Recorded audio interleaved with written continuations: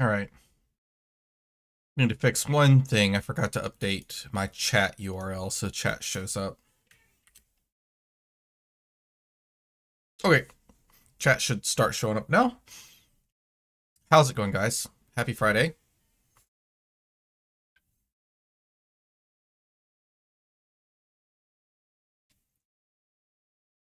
So,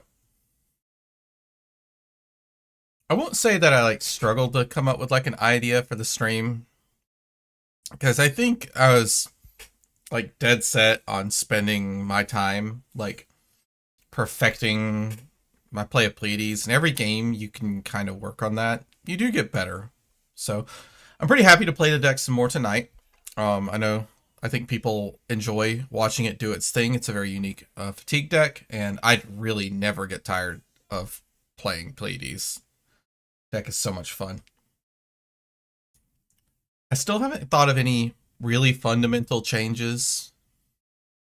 I am running one arcane compliance because I want to respect Verdance. She was very represented in calling Montreal. I knew she was going to be. And I think my locals, I could see maybe a Verdance or two, but it's also kind of just good into a Cilio. Hi, I'm going to play Pleiades tomorrow. Which hammer do you use against KO? Unfortunately, you have to play Miller's Grindstone. You don't get the opportunity to swing it very often, because a lot of times you know you're going to lose the clash, and you really don't want the hammer to lose more than one counter before you kind of get into the end game, because you have to have the shield. The shield is just so good, because you use the shield to counteract T-Rex gauntlets, and here I'll show you what I mean.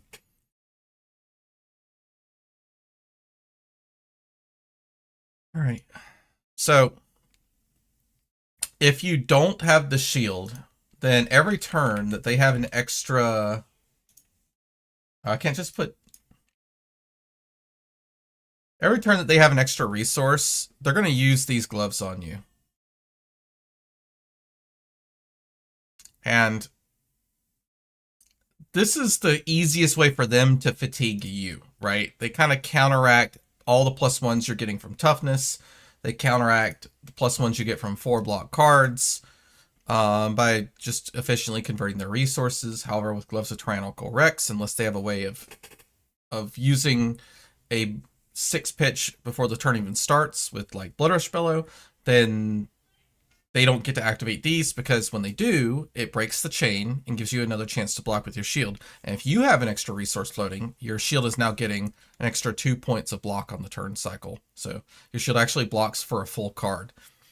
And it makes it really powerful, because you never feel terrible about blocking with shield if you think that they want to break chain for Gloves Tyrannical Rex. Because even if they don't break the chain, if they leave a resource floating, your shield's still effectively blocked for 2. That's pretty good, right?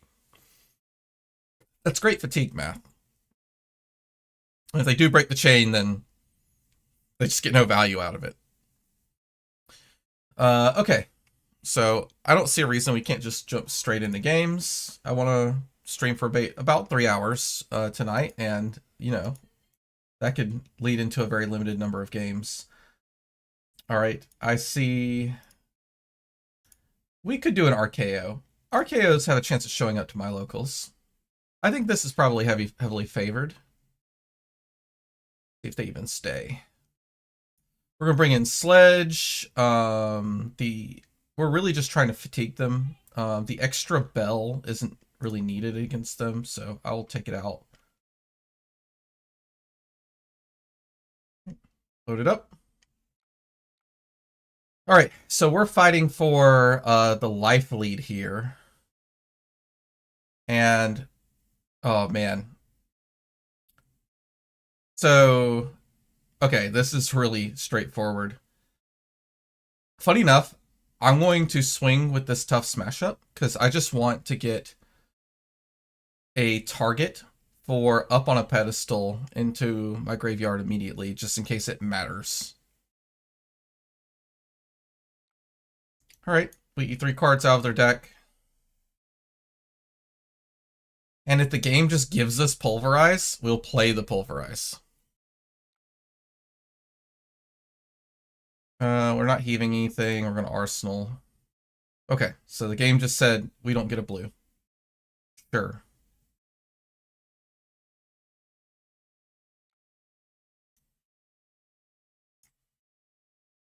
All right, we're probably just blocking down this turn. So let's just check here.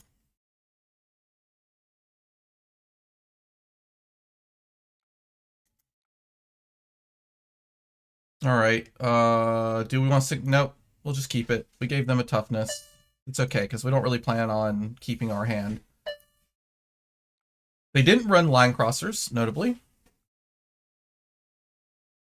All right, so this is just coming in for 4.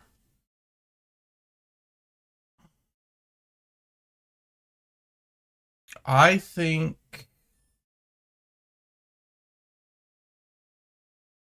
I don't think Command and Conquer is worth taking a damage here.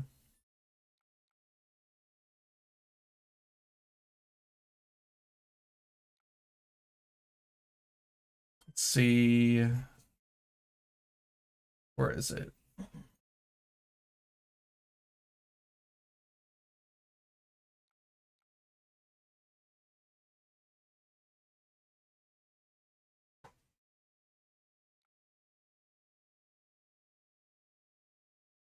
This blocking choice is very dependent on whether we started the game at a card deficit because they brought in a lot of extra cards.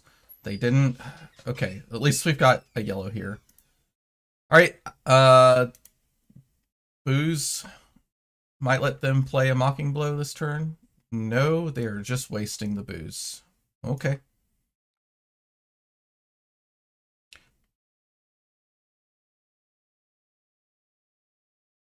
This is too easy to block with Staunch. If they happen to have a pummel, it's really funny. Nope. Cover 7. His hand is really awkward. Okay.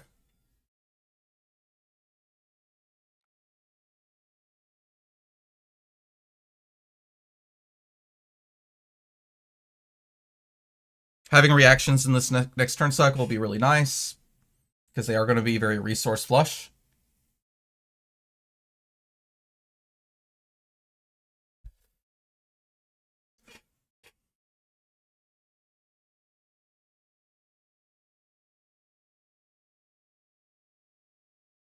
Hey, Hal. How's it going, man?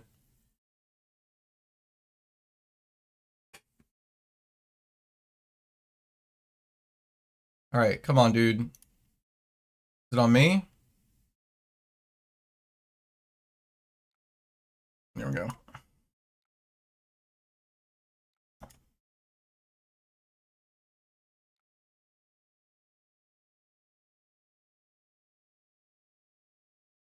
Okay, of the cards I have, I think the one I'm most likely to pitch away would probably be, even with Tunic counter up, I think it's still going to be Oasis Respite. But maybe we hedge around a Command and Conquer play. Let's Arsenal Oasis Respite. All right, we do have targets for call for backup. Can't decide between Phi, Ira, or Pleiades. That's a tough choice. Okay, bully tactics. We never get shot too hard here. We are getting hit. Because they're gonna pay 3 into this.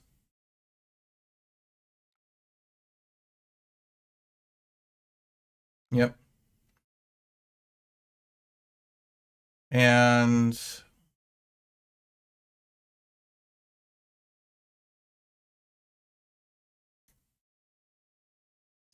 so this is going to go up to 6 potentially. I mean, we should just block.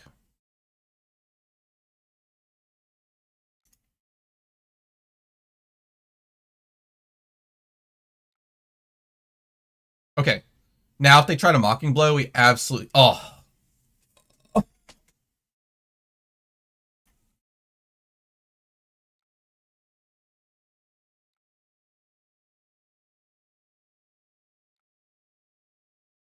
No vigor token for you, sir. Luckily they did have a booze. We're gonna go ahead and give up armor here.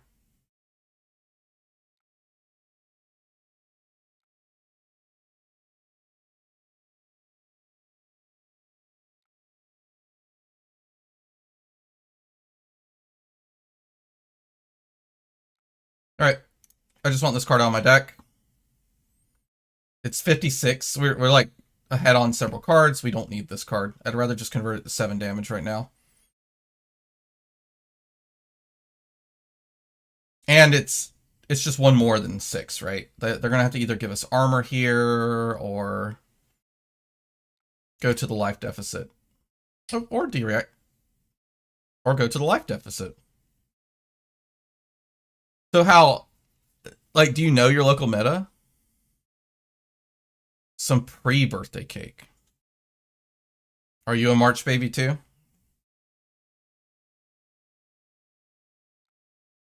All right. This screams pummel.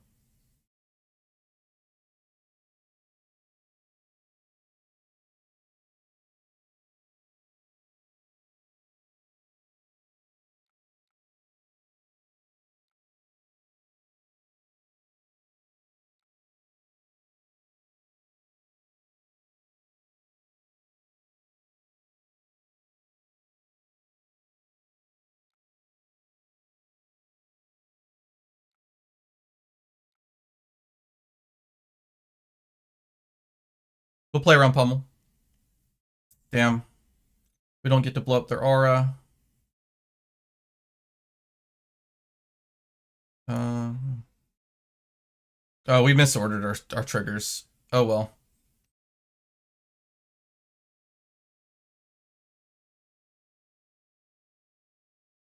-1 value.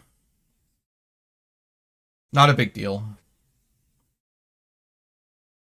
This only happens on Talishar, by the way. It's like, it's so clear how you should order your triggers when you're doing it in paper.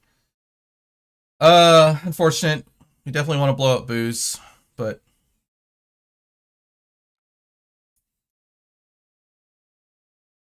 still up on cards.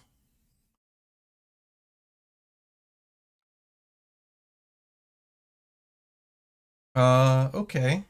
Pretty easy blocks here. If he does decide to pummel anyway. Yep. Do we care? This is going to come over for 3? Yeah, we'll just do it.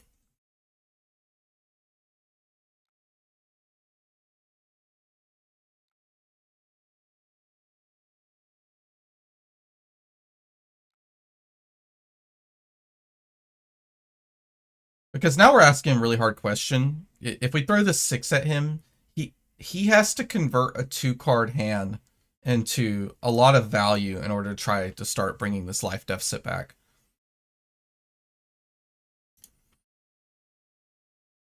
And this is definitely a matchup where, like, staunch responses in the second cycle just totally aren't necessary. Like, AD react is enough.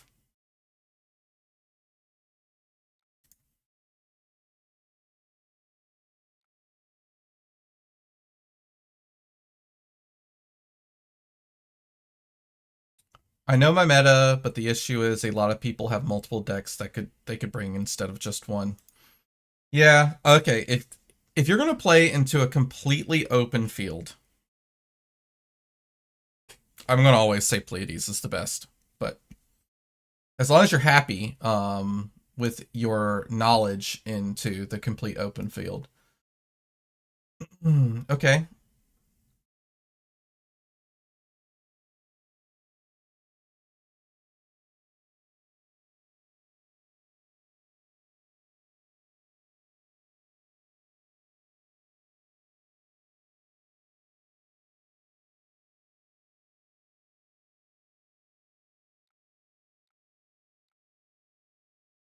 It's weird that he's at 34, considering he's got 6 block on armor here.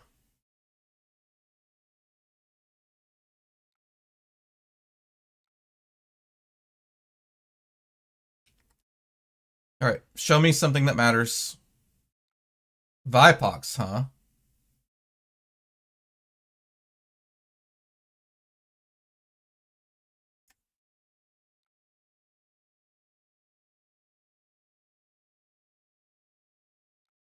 This is never getting 2 block.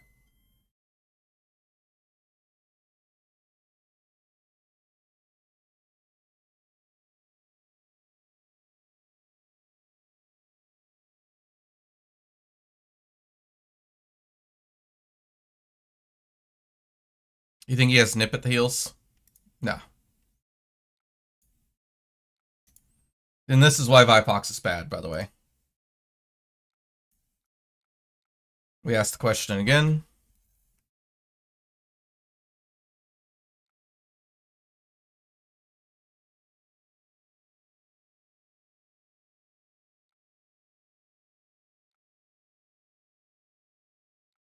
All right, and now we are Arsenal Sigil of Solace. We basically have the life lead for the rest of the game, no matter what. Easy 3 block. Palm on top, huh? I don't want this card.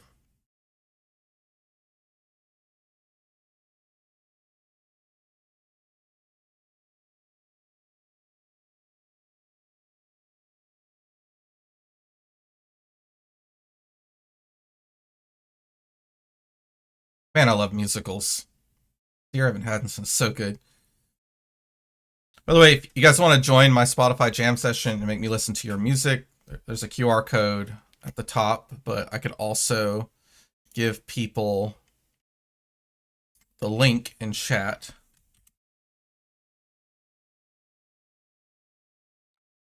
Can't lose if you always have more life than your opponent, Shirley. I mean, in the fatigue matchup, it's a little bit more nuanced than that, right? But specifically, RKO like struggles.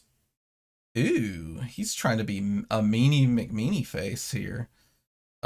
Sure. There's nothing I can do about this.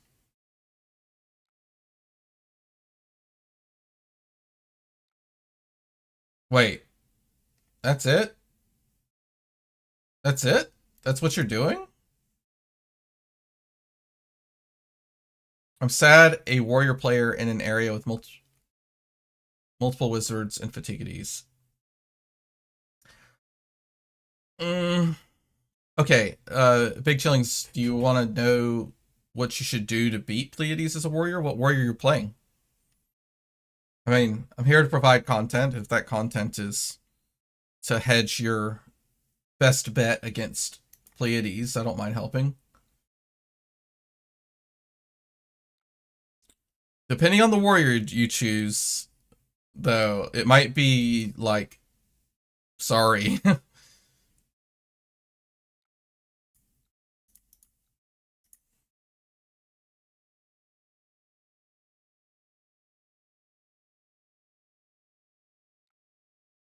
right.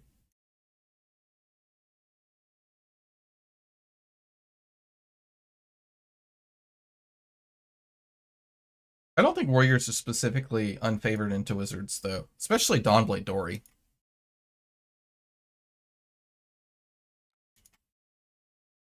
Okay, we win the 2-card exchange the whole game. They cannot beat our 2-card exchange. It is nice to know that they're playing multiple copies of Bully Tactics. We'll try to play around that.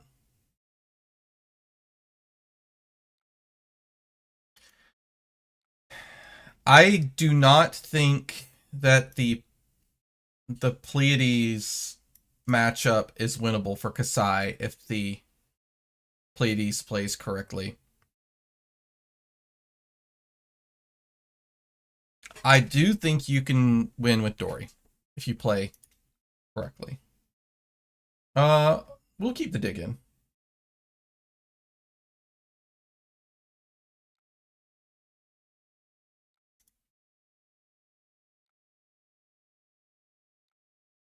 Oh man, just too perfect. On tunic counter and everything, let's go. Now he's got to think this is a defense reaction we're saving here, or something silly.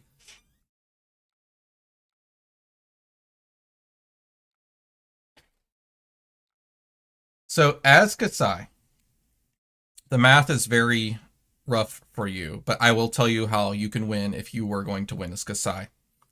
You need to basically intentionally fatigue yourself so that you could pitch Riches of Tropaldani as many times as possible before you run out of life. And then you need to resolve a Raise an Army for 8. If your opponent does not have Test of Iron Grip left in their deck, or Midas Touch left in their deck, and you have enough to gas left in your deck to swing your full fleet of dudes possible, right? Because you're going to pitch into your weapon at least once, and you're going to play one of your cards to get go again. If you can do that, 8 is enough to win most games. 7 in general will not be enough unless you have them at low life.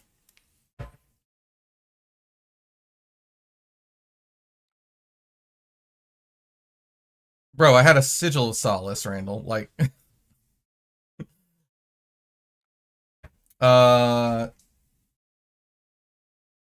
so he's just gonna claw.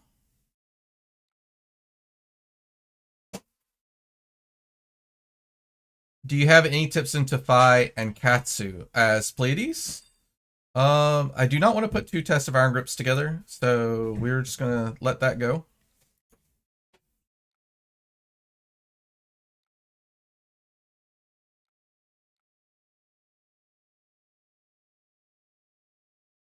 Yeah, and big chillings do not break gold for any reason. Ever. Ever. Do not break gold. You look at your hand and think, oh man, if I just crack a gold here, no matter what I draw, this hand's gas. Don't do it. It's not worth it. You're not going to win. You're going to win by Raise an Army for around 8. Go for it. The magical number is technically 7, but 8 hedges your bet that they kept a Midas Touch or they kept a Test of Iron Grip. 6 isn't enough.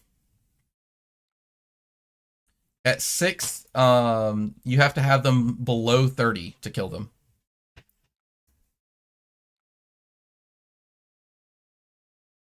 To even have a chance.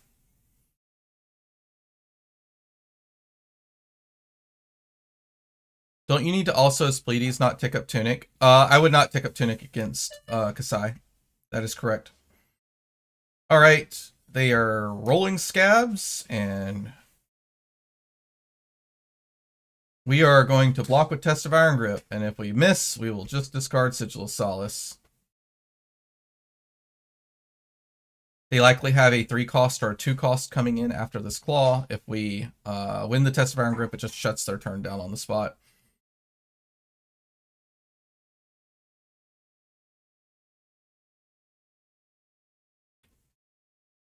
So back to, I don't know what to call this username.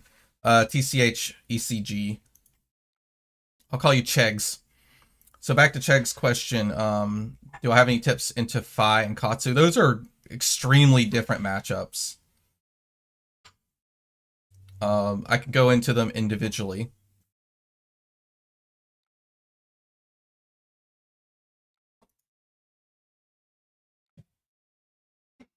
Yep, see? Just shut their turn down.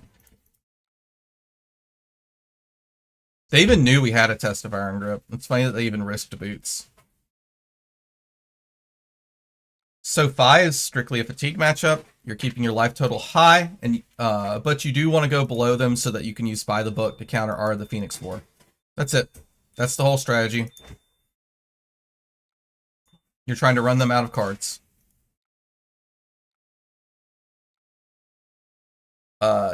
Katsu is a bit different. Okay. I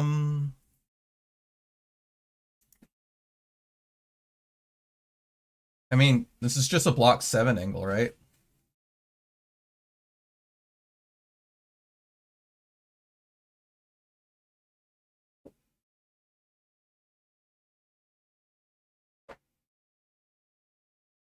Okay. Okay, I'll call you Chi then. I was wondering if it was that. Block, swing, sledge, this is peak flesh and blood. Some of the matchups are like this, you know. A lot of people ask, like, how are you supposed to play against Archaeo? Just in case we do get to keep our card, we're going to block this way, because keeping Macho Grande is better than keeping Cranial Crush. Yep. Alright, we eat our Pummel Medicine. Technically, we don't take any damage here. We just lose a card. So, beating Katsu. Katsu's a little bit harder to evaluate. I think his deck is very much in flux at the moment.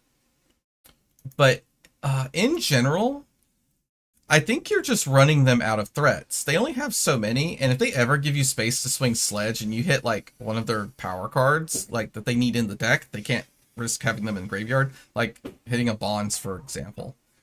They just kind of get juiced. Okay. We're committed to blocking 6 on this.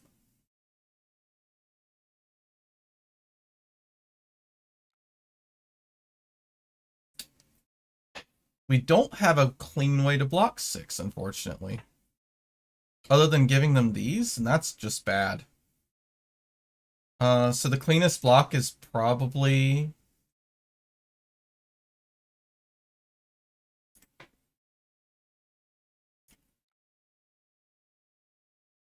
It's probably just here. Why is Archaeo a Sledge matchup? Because you have to... I mean, honestly, you could probably beat them with Millers, but why would you play Millers? Like, if they come into the matchup as like a purely fatigue-oriented, then you really want to use your Tunic counter to swing Sledge and get the life lead.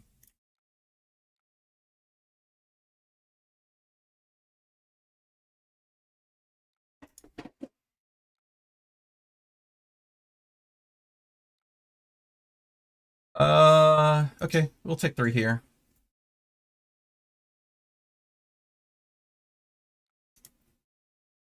So, yeah, Katsu, you just grind them down and run them out of threats. The key to playing against Katsu is just how understanding how tall their attacks can go now. It changed a lot with all the new cards. Oh, okay. No outside interference? Hmm.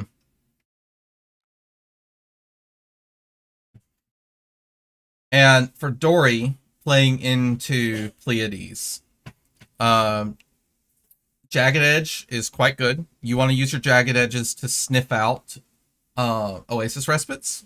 It is pretty important. It's a huge blowout if you could do it. So I would suggest at least leaving a few in your deck to yep. They're just locked out of the game. They have a full red hand. Okay, how many times did we swing Sledge? And I'll immediately show you that it's a Sledge matchup. So their deck doesn't matter, by the way. If you can keep the life lead, their deck doesn't matter at all. Because if you think about how their deck value works, with the exception of booze turns, 9 of their cards, 12, including Big Bully, lose a huge amount of value. So the amount of life pressure that you can deal with Sledge of Anvilheim is way better than anything that you could do with Miller's Grindstone. On top of that, it is possible to lose clashes into Archaeo because he does run 8s. And if you lose a clash and drop your hammer to 3, you start losing the trade instantly. They block with 1 card. They throw like 3 card 13-ishes and stuff. All right. Back to the Dory discussion. You want to go full Unga Bunga, and you want to make sure that your cards counter her cards. She only has a limited number of D reactions. She's really going to often block honestly, but she'll often want to block, way over block. Okay, random game. Too slow. All right.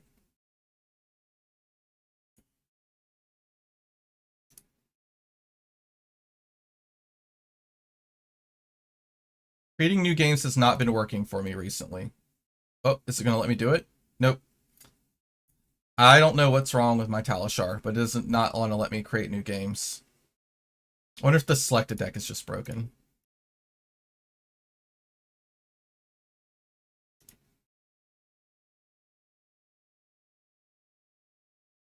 Yes. How's the matchup against Dash.io? Basically free.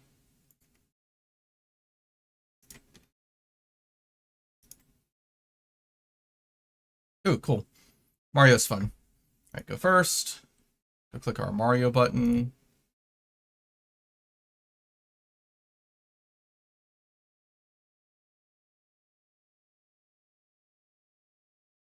So Dash.io, it's very difficult for her to get anything against you. Now Dash.io is one of those decks that could beat anybody.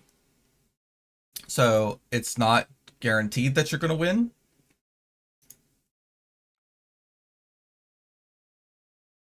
Hatchets is worse than any other matchup.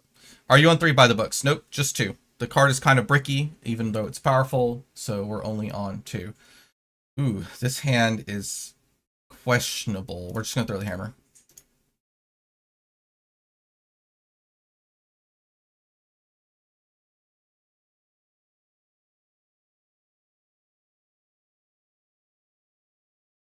Hi, Show. I am not adept at Korean.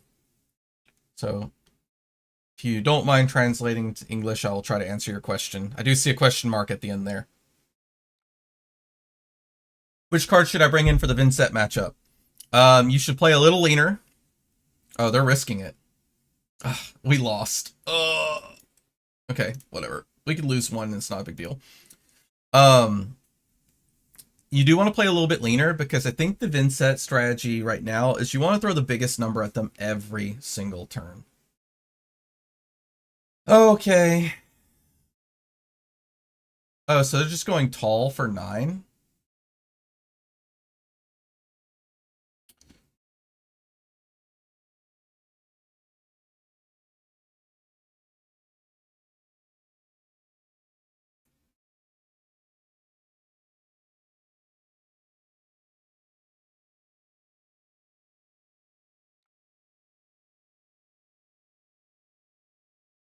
They're just going to mark us, but it's okay.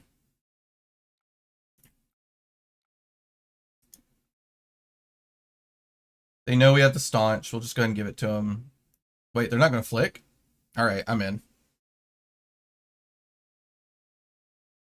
I just don't think Kasai can beat Pleiades. That's one of the ones I would say you should probably just play a different deck. Okay. Saber Bloodshed number 2. Saber Bloodshed number 3. All right. Happy to see those out of the way. Giant Kiss of Death, huh? So it's coming in for 11.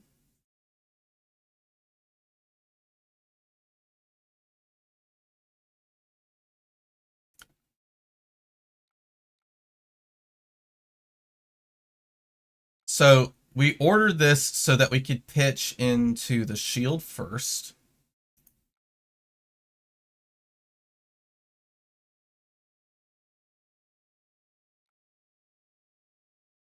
Actually, hold on. I want to undo.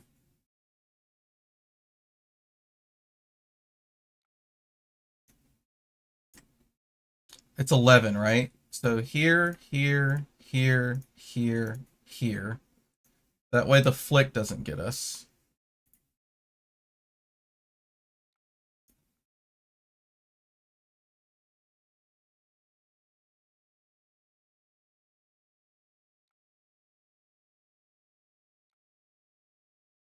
And then we want it.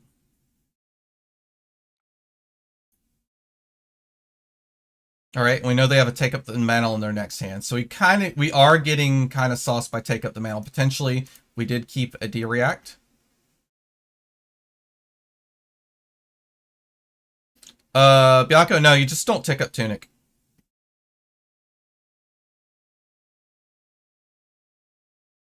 And Hot Streak doesn't do anything. That card sucks. We've got too many cards that don't give it go again in our deck. So, and you're just losing a point of value. Okay. Well.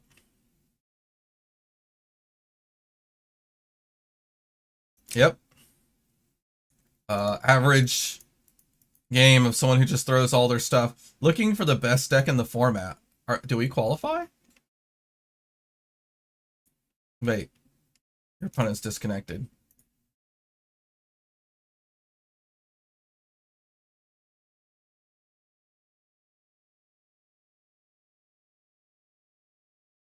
It's called high current currency. Well, I don't even know if that card is, that removes energy counters is worth it in a place in your list.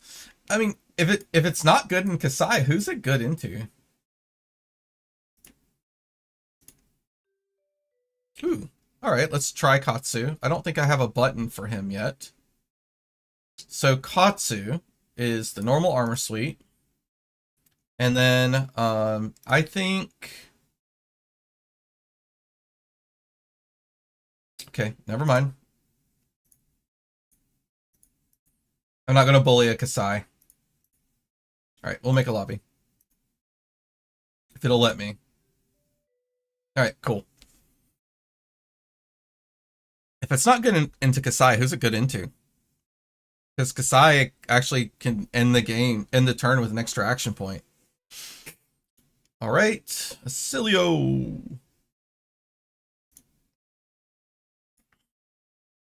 Put in the Arcane Compliance. And cut one red tough smash up to go back to 60. Submit.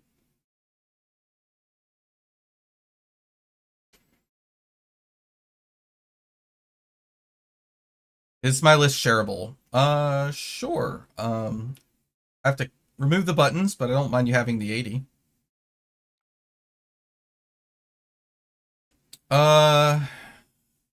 Very awkward. I'm going to test passing into them one time. And then we will see from there, maybe?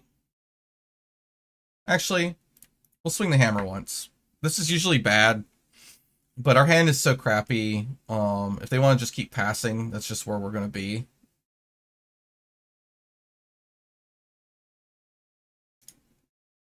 Let's see. Do I have one that I've stripped out? Yeah. So this one is correct, I think. All you need to do is switch out one Midas Touch for a tech card. In my case, the tech card is Arcane Compliance. Oh, they blocked with the headpiece already. Okay. We beat up the RKO till they left, and we made...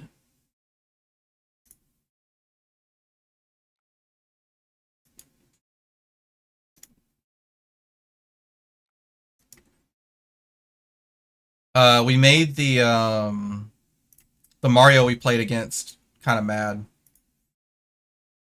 Dang, By the Book came a little bit too late. So now we're on game number 3. We made a lobby for this one, so someone joined us this time.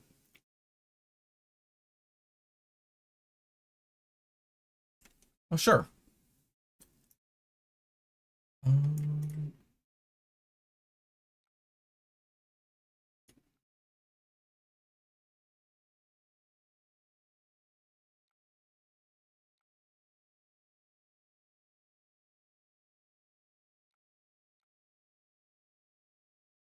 I don't know what they're waiting on exactly.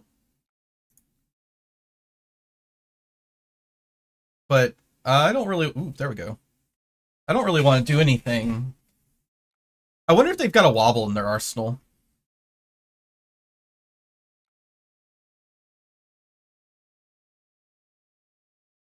Yeah, I want to arsenal this By the Book. So I'll waste the Fate Foreseen. It's fine. Sure, we'll just leave that there.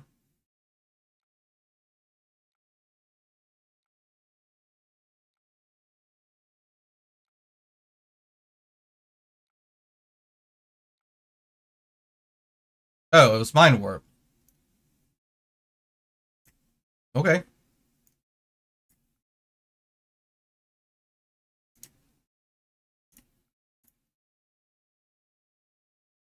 Alright, let's wobble check them. Wobble check.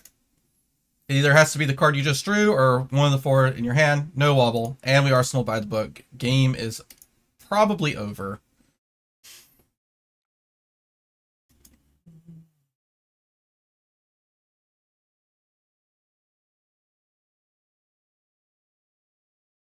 We don't necessarily need to test of Iron Grip here, but I think I'm going to anyway.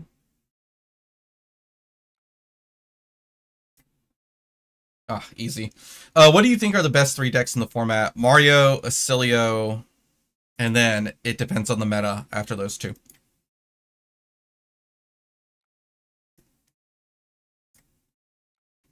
Gaining life against me, huh? All right. That gives us permission to swing the hammer.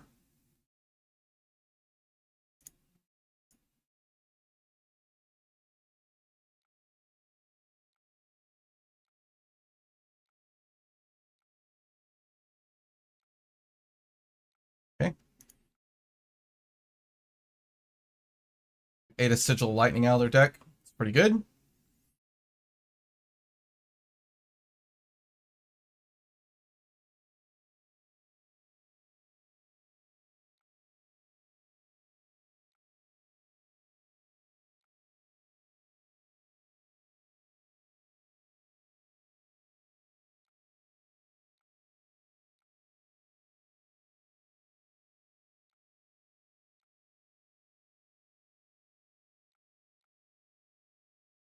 We'll put the Bag of the Book on top so we draw it fastest. Though I don't think we'll see it before the game ends.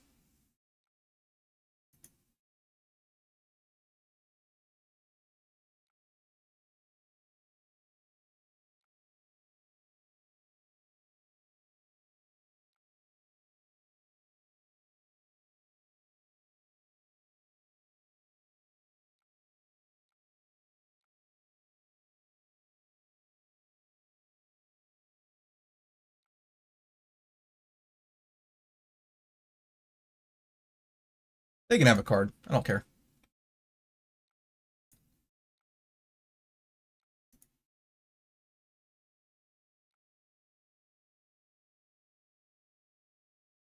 How important is Heart of Findle in this deck? Pretty important. Okay. So we are going to play the Oasis Respite, targeting the Burn Bear, then use the Tunic counter. AB2. And then gain 3 life.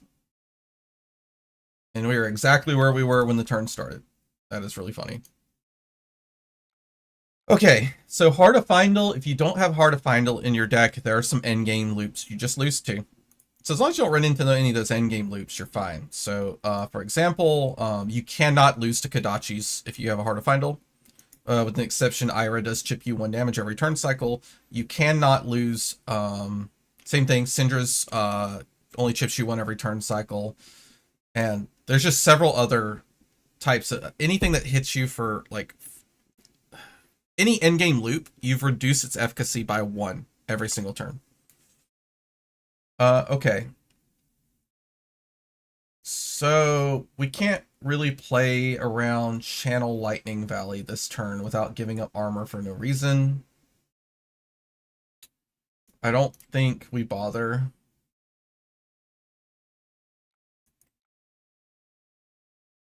Sink. If they've been looking for a Gone in a Flash, they finally found it. Nope. No CLV. Okay. We still have to deal with 3 of them left in the deck. Yep.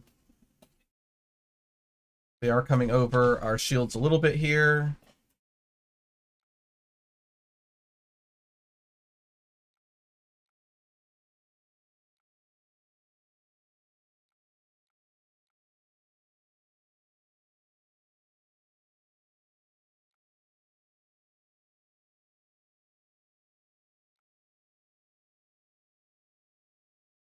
Wonder what they're cycling for.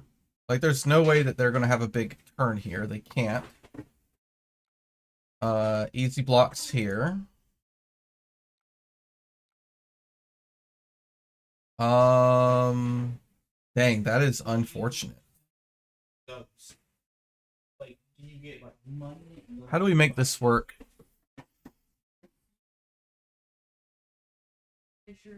I don't think we need that. I think it's more important to game them out of a card here and not get gamed out of a card ourselves.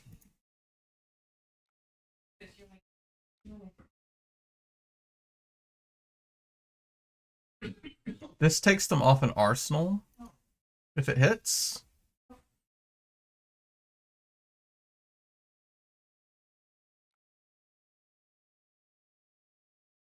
Oh, if you dump your hand... Oh, they just didn't have anything. Oh, well... Minimum punish because they freaked out.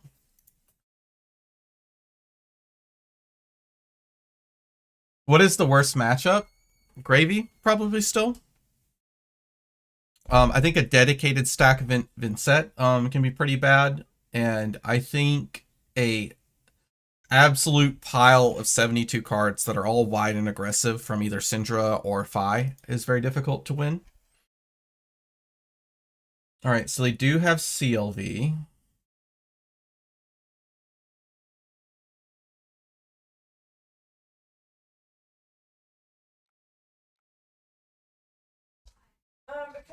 I think we're happy blocking 2 here.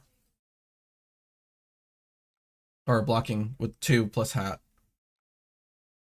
Oh, that's their turn?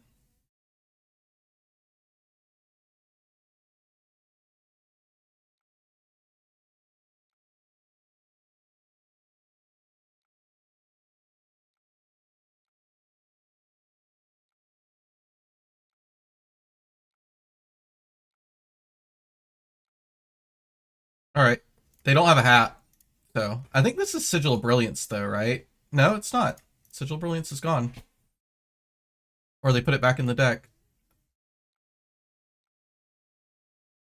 Maybe that's another Gone in Flash? This is such a bad play.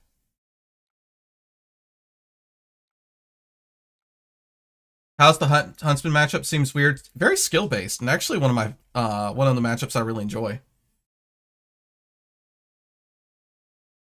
It's pretty in-depth.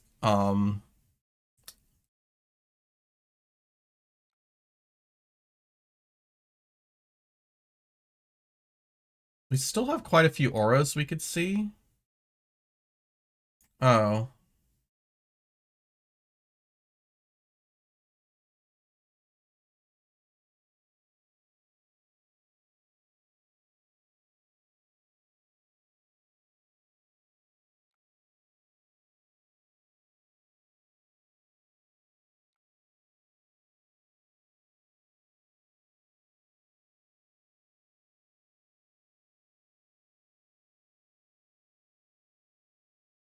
So the Huntsman matchup revolves almost entirely around gaming their Hunter or Hunteds. You have several options in your deck to play around it. Oh, they conceded. Okay, well, no one's giving us the end game. Let's see, did they have a chance of killing us?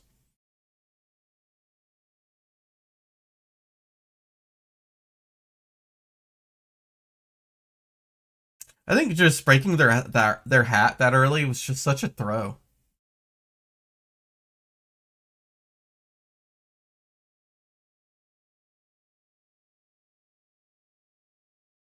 So this glyph overlay has to get pitched back into the deck, but they don't have a way to pitch it, so they're forced to play it or block with it. And then, well, actually, no. Okay. If they commit to playing this out, then they do draw this up. And this hand is bad. This hand is absolutely terrible. What does it do? It does nothing. Then, the next hand is also not great. And the next hand, not great. Yeah. I think they're iced out already.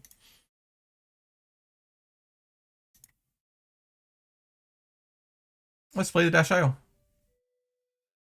Let's see if we Dash IO can beat me, so I can say, oh, yep, it's. People go, oh, it's better than I thought. All right, we go first, obviously, and then we'll go and look at our deck. We should only have 59 because previously it was running an extra copy of Midas Touch. We don't have that copy, so I think I'm gonna just put an Up on the Pedestal in.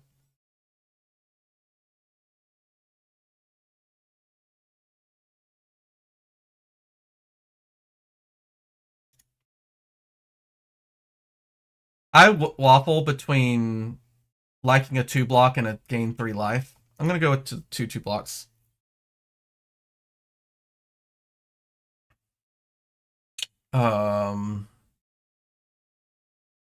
So they didn't equip the good boots. Yep. Okay.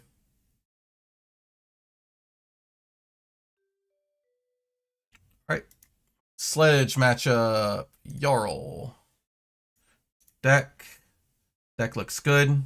Submit.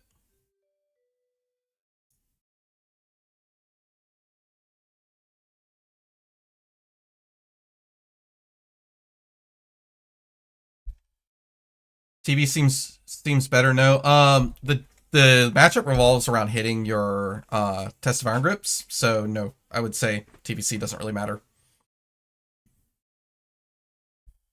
All right. Civic steps, balance of justice. This doesn't really tell me anything yet.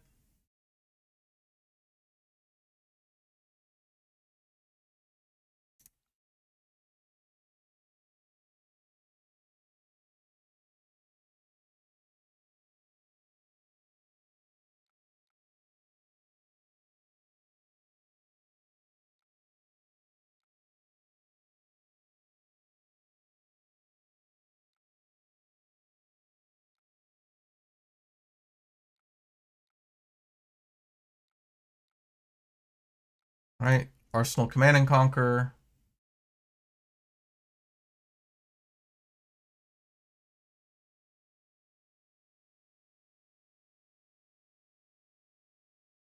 He said LOL hi.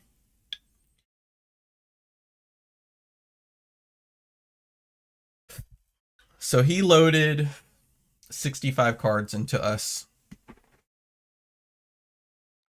Ooh, Elemental Strike. No go again, but it does force us to block. Oh, I want to block the highest number. We win with an overcrowded. Oh. Okay.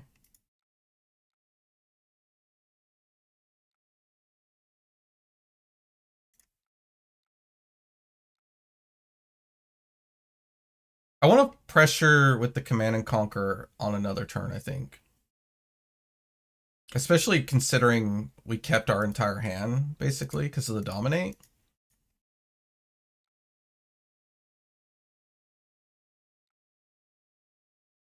Okay, so they got forced to dump a pummel here. What does that mean?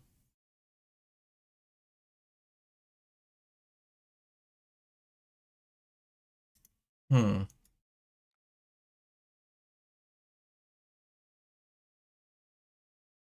think I'm going to throw this Righteous Cleansing.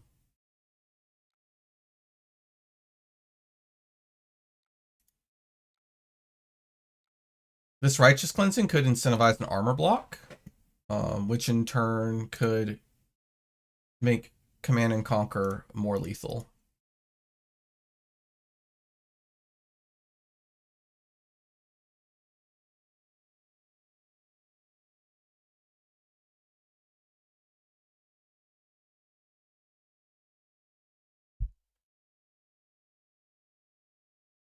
For anyone who's joined the stream recently, happy Friday, everybody. It's just hanging out, jamming games, making sure we're sharp for ProQuest. ProQuest Classic Constructed ProQuest season starts this weekend.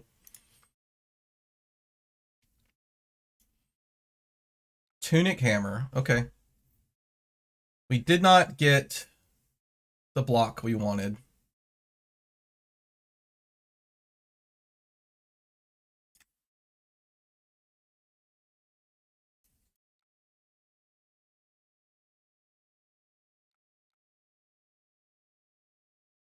We'll just send this Oasis Respite down.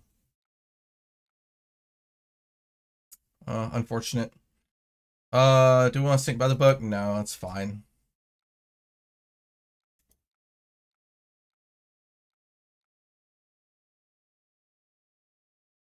I mean, we won a blind test of Iron Grip and got a Terra Sunder, so I guess I won't complain.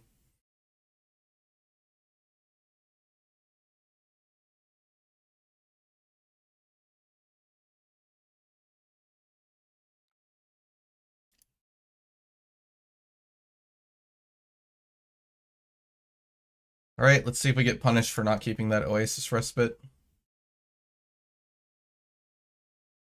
4-card hand.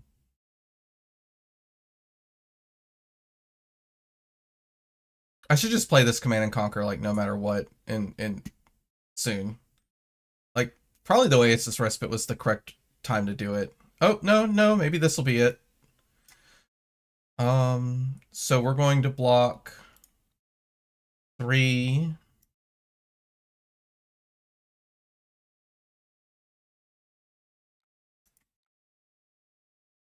We won't sink the disable. Nice. Toughness token is good. And then this should be a hammer swing after this, right?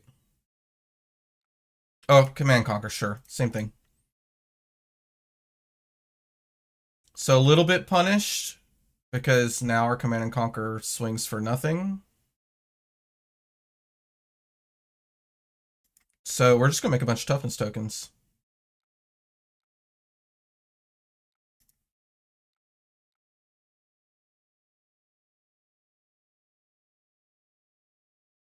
Oh, this possibly allows us to throw Righteous Cleansing basically for free. That's sick. Oh, so good. Okay. Do we want to sink Amulet Echoes? Nope. We'll just take it as a blue. Unfortunate.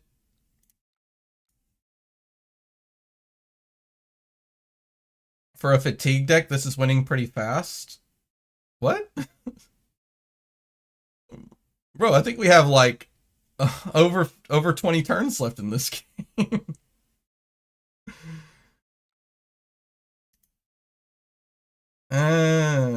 So this is Tunic Hammer, sure. Oh, Frostfang.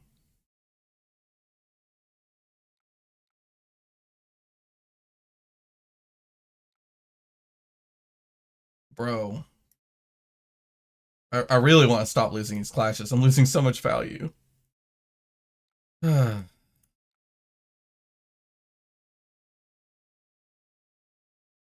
It is a chef's kiss.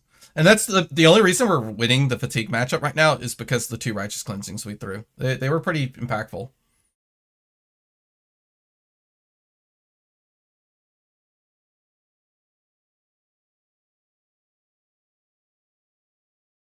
It is a matchup of the Titans.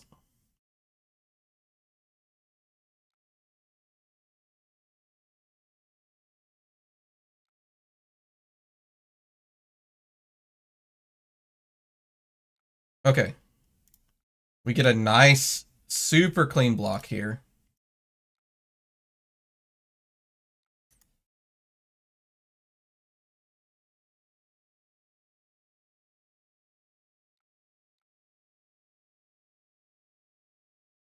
We were patient, and it kind of paid off decently.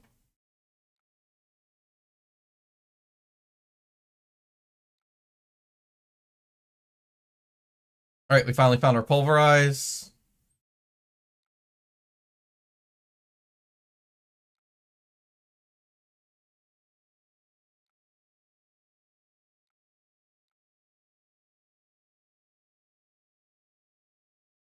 We need to act like we're playing around it.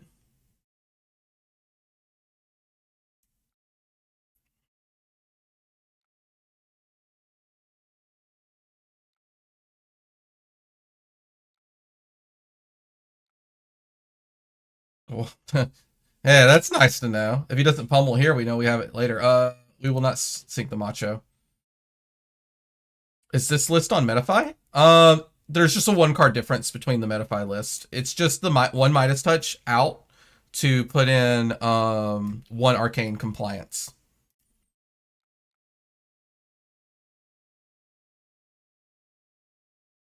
And I think I've always been very vocal that the Midas Touch slots, that's like your text slots, right? If you know that you're not going to run into like any Gravy Bones and any Prisms, the Midas Touches don't do anything. Like you could even put D-Reacts in those places. Give you more game into like Warriors and Assassins. All right, we have the life lead and the card lead. And they know we know that they have pummel. Like, unless it's Command and Conquer, like, they're not getting good value here.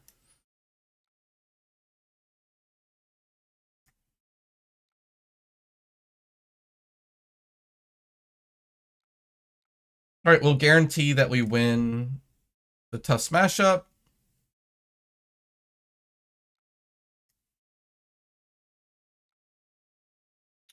Oh, we only have one blue 8. Okay, nope. I won't necessarily guarantee we win it.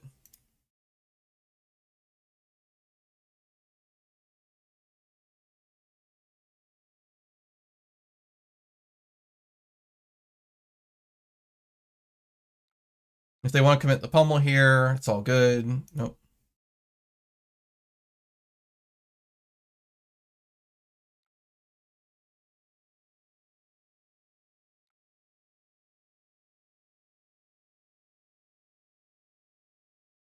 All right, if we draw the blue, it doesn't matter.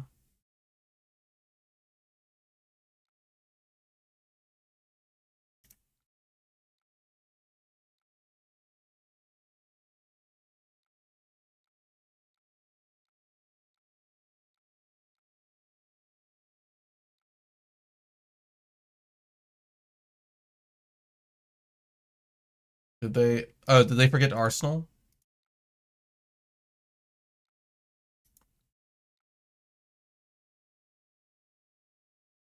This could be like a pseudo tunic counter if we need it.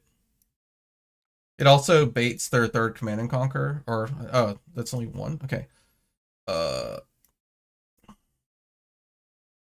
right. Well, we could definitely block here and here. And if this touches us at all, then we can't.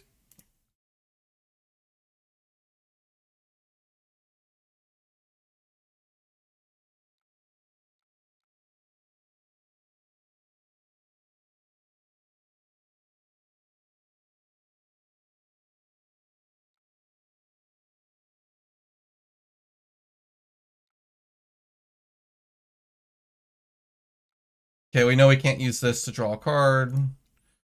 We also know that's fine. We also know that they have a pummel in the next hand.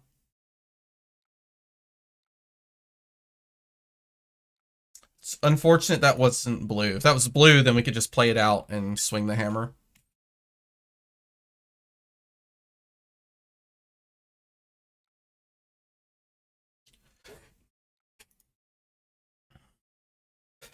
So they still gave us 2 cards here.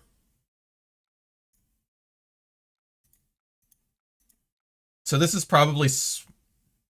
okay, so they bottomed the pummel. Sure.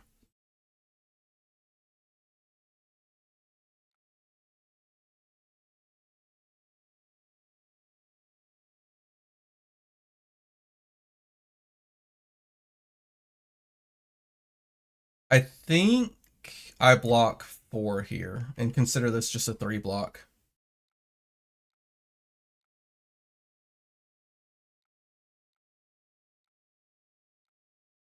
So what we're going to do here is put a blue on top. It doesn't really matter which blue it is. Oh, well, we only have one choice. And then we're going to play this out. And then we're going to swing the hammer.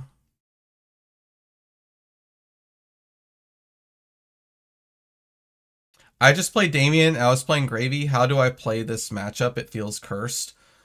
You have to hit big prismatic ley lines. Your allies are good at keep making sure that we're constantly blocking down and taking chip damage. But if you don't have big prismatic ley line turns, you're not going to kill us. The rule changes that let clashes hit your stuff was pretty brutal. All right, we're going to...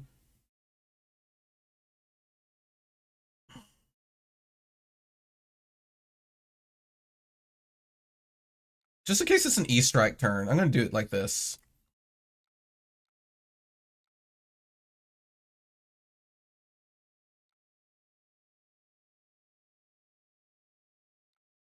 All right, does this... He act... Okay, I always forget how these work. If an earth card is pitched this way, they attack...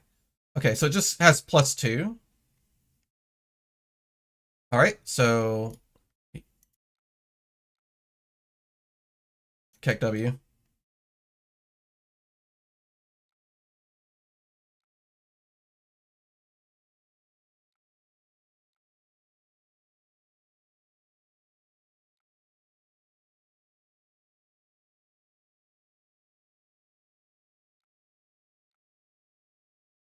Okay, they have an Oakenold in the next hand. Do we want to sync Command and Conquer? Nah, we'll keep it. We'll leave it on top.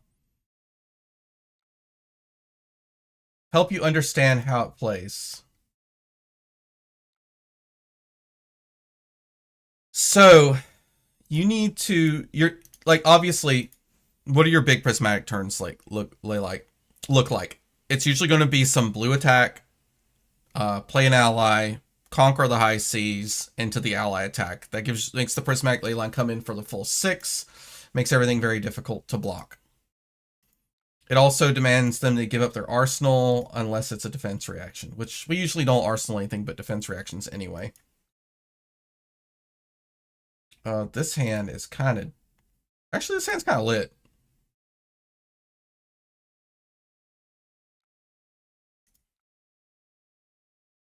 Let's...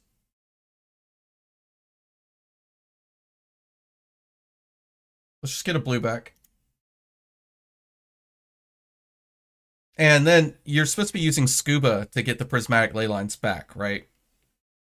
Are you running Remembrance into the matchup? Because I don't think you could win without Remembrance. I think it's actually impossible.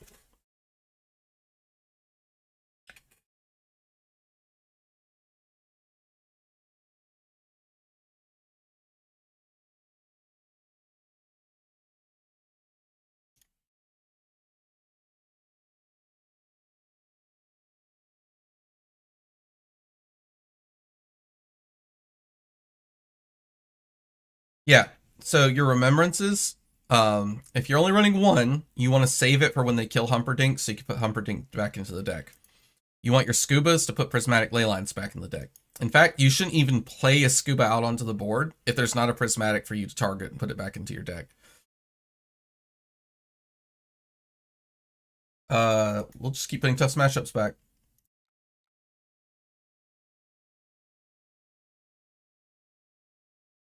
Second Whaler doesn't hurt the matchup, but I don't think it particularly helps the matchup either. Channel 8 Frigid. That card sucks.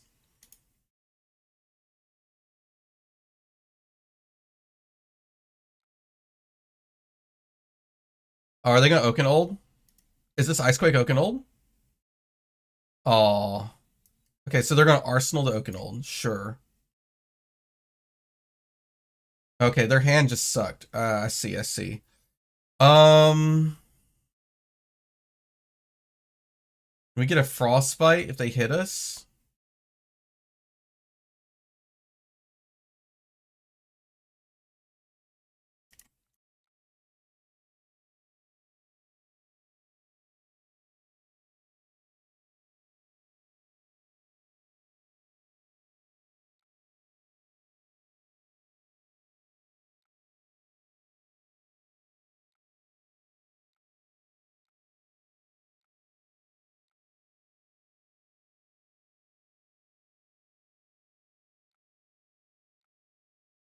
What? What? What? They were next to each other? Okay. Dude, Test of Iron Grip. Bro, I'm glad I'm not attacking this turn. Jeez.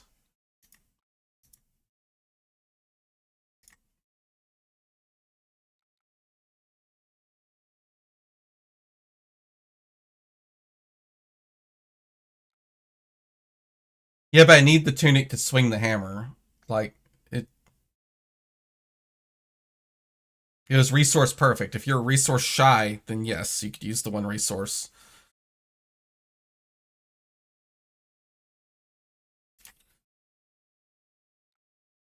Okay, I don't... So he's pitch stacking...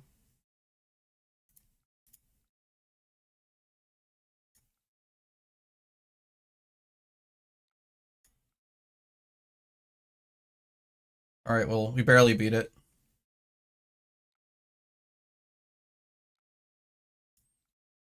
Okay, we eat the Oasis Respite. That's not a big deal, right? Yeah. Who cares?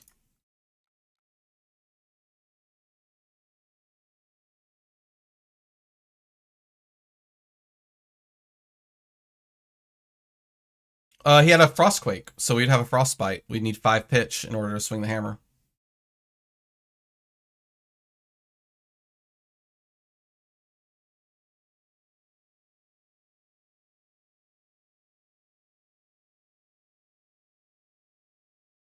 So, Tempest, back on like the gravy matchup, some things to consider that if you just like pass into us, every once in a while we could struggle to do anything useful because we can't just raw swing hammer into you. A lot of your allies make us lose the hammer clash. This is annoying.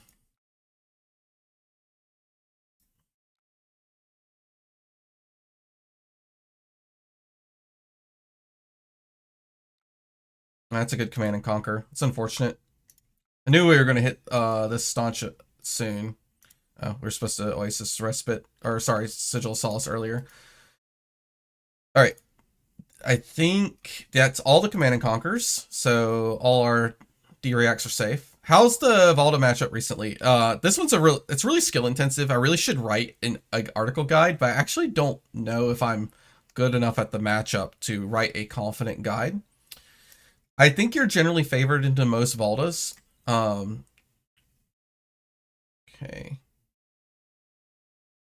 Easy 10 block, I guess.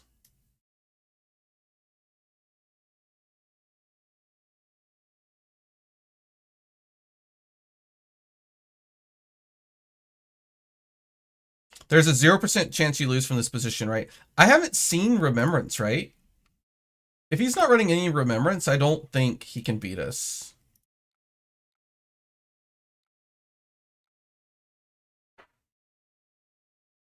But we're 20 life up, which is equivalent of 7 cards once we get down to just beating each other with hammers.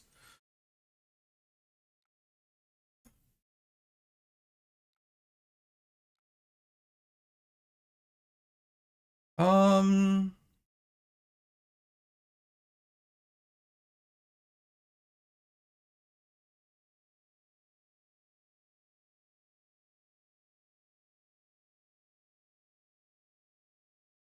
I don't want to discard an up on a pedestal. It's unfortunate.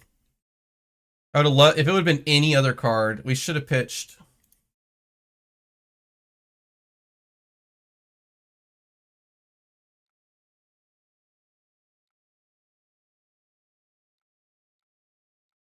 He's LOLing at the double staunch. Man, God, this sequence of blues is terrible.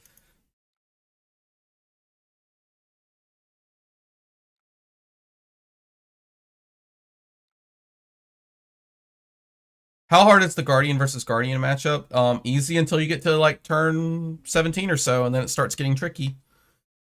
Depends if the Guardian, your mirror mate, has played correctly going down. All right, so they're gonna spend a turn to Frozen to Death us. What are they blowing up? My boots. Not my boots. Well, this hand kind of sucks.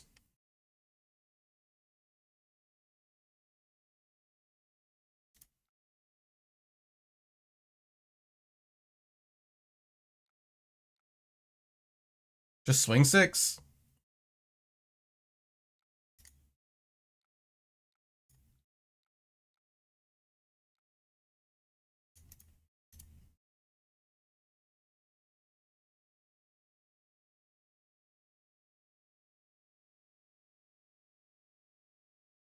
I would love.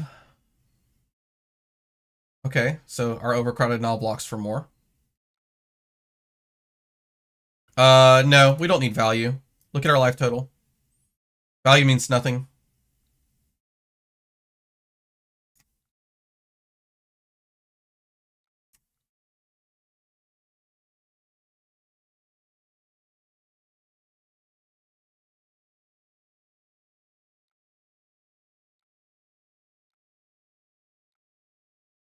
Damn it.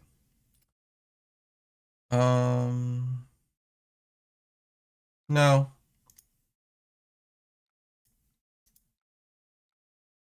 I mean, we still get the +1 on the overcrowded, but we give him back a value. Yes. As long as you have 2 blues, it's very hard for them to ice you out of a sledge swing.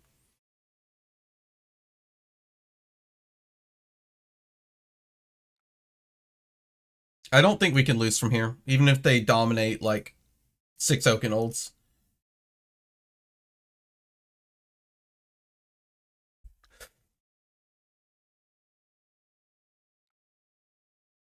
All right. I think this says dominate. It does.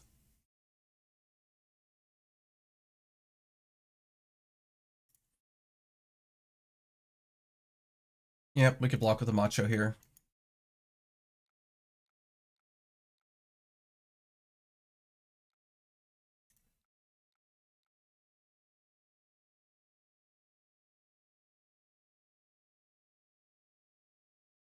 The boots, destroying my boots is a pretty heads up play. I think swinging the hammer is still better, but boots are really good into the Guardian Mirror.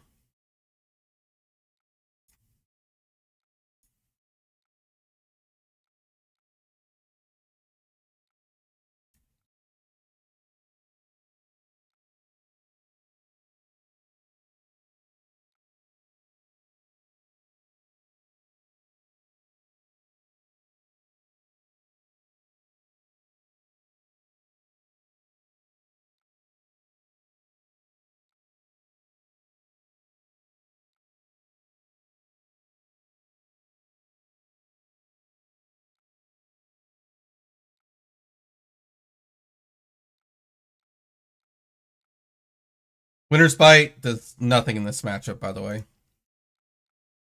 Unless you're doing like an E-strike turn, right? Winter's Bite with an E-strike turn is pretty good. Like Winter's Bite, E-strike, Tunic counter, swing hammer is pretty good. You're going to leak damage.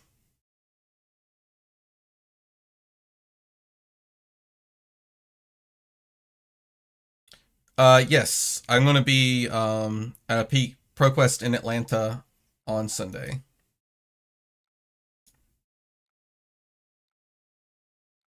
Since you're one of Damien's locals, I guess you have a chance of being there too.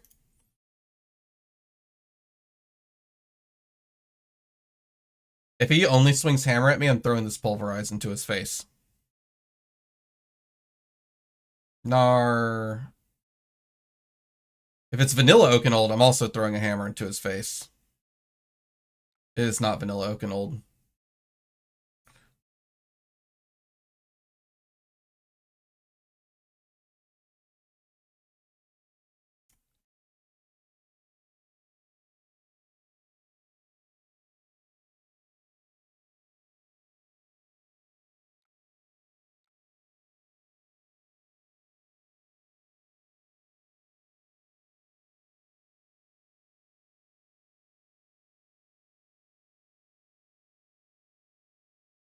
If it's pummel, it's fine.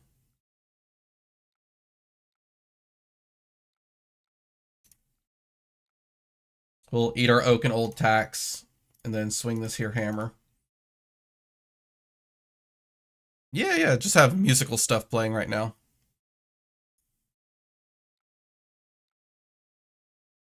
I wish you luck, and not this weekend. Got to skip because it was my birthday yesterday. All these March babies, y'all get out of here. I gotta share my birthday, like 2 weeks of my birth around my birthday. Just so many. All right, Oakenold again.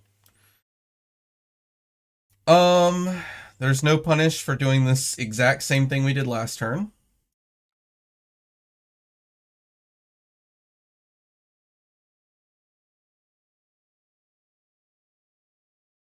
Right?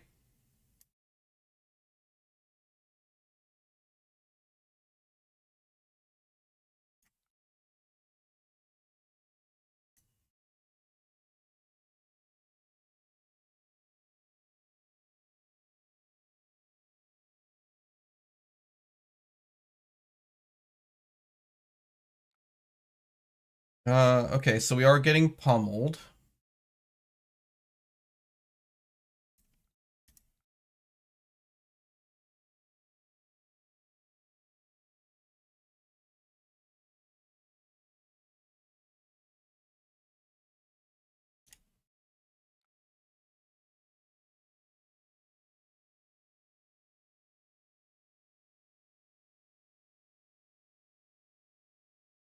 I still haven't seen a remembrance from their side.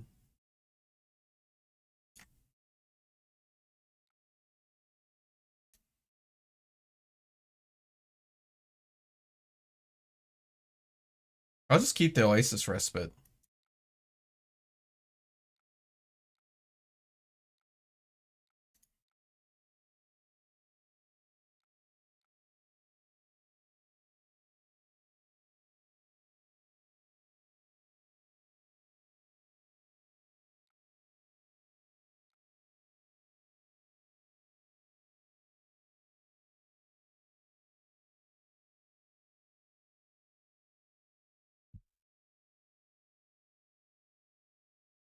I'll be at the PQ in Huntsville next Saturday. I might come to an Alabama one. We gotta see how it kind of lines up. Does that affect attack actions, or are you just cycling cards? It only affects Mangle. Okay. Let's try to rip the card. I think it's up on a pedestal next, isn't it? It is. This always loses.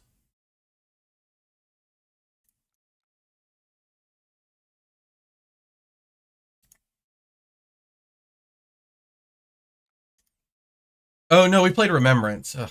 It's just we drew them in the order. Never mind. I should have just went for it. We'll see.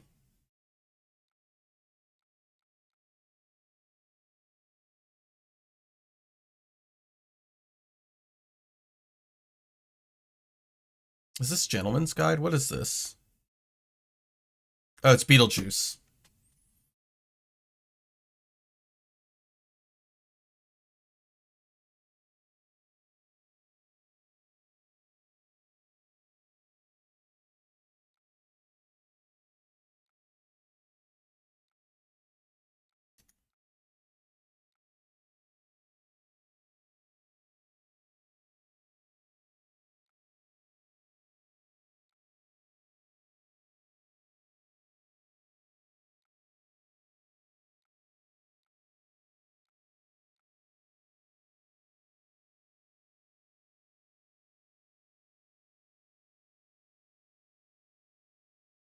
It wasn't.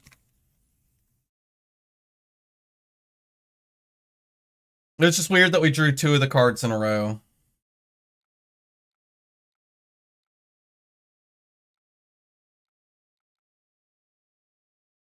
Okay. We are in the end game now.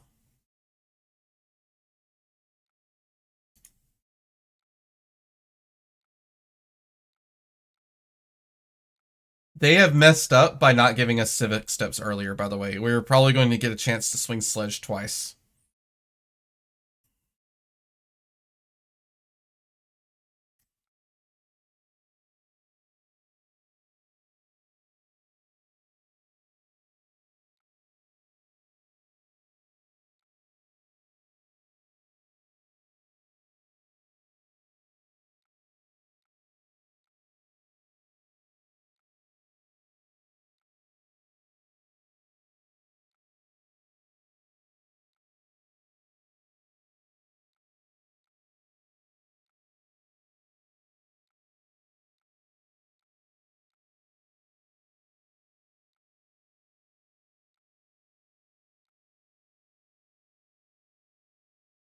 I've scarred him with civic steps in the Guardian Mirror. Yeah, you have to.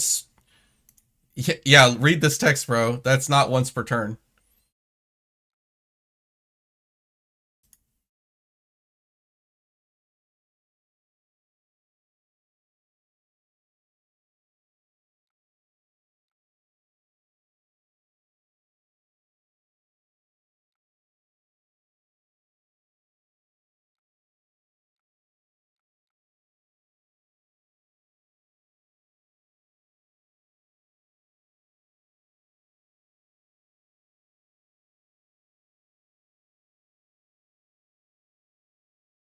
It is not.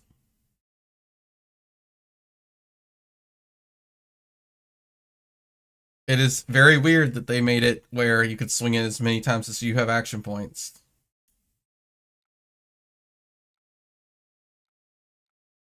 Oh, no, we want to play this.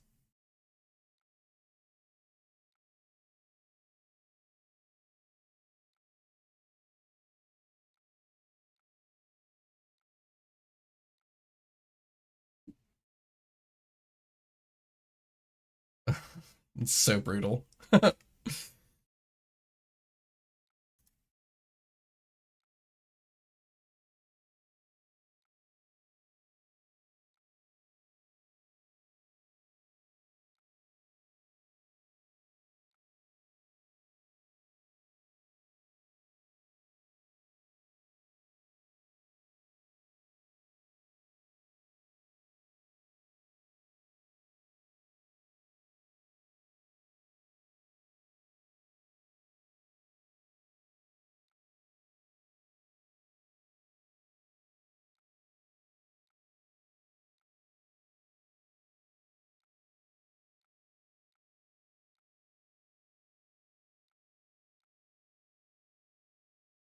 He can't convert his hand. I wish I could play this deck. Sadly, my pitch stack memory is on a goldfish level. Mine's not much better than that. I struggle. I make mistakes all the time.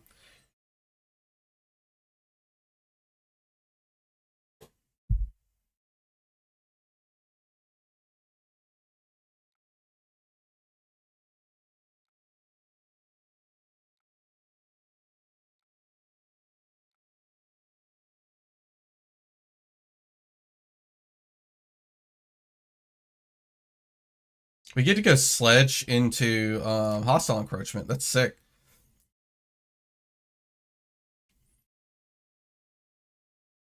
And we get to block 3. So we have tunic counter. That's so awesome. Or we can just sledge.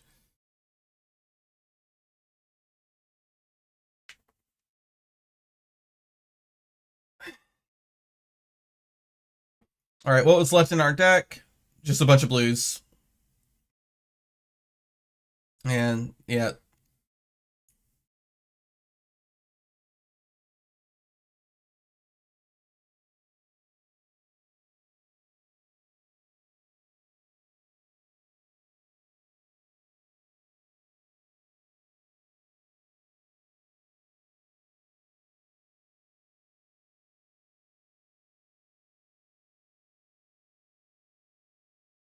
Okay. I can't pitch stack at all until I have like 30 cards in deck. Just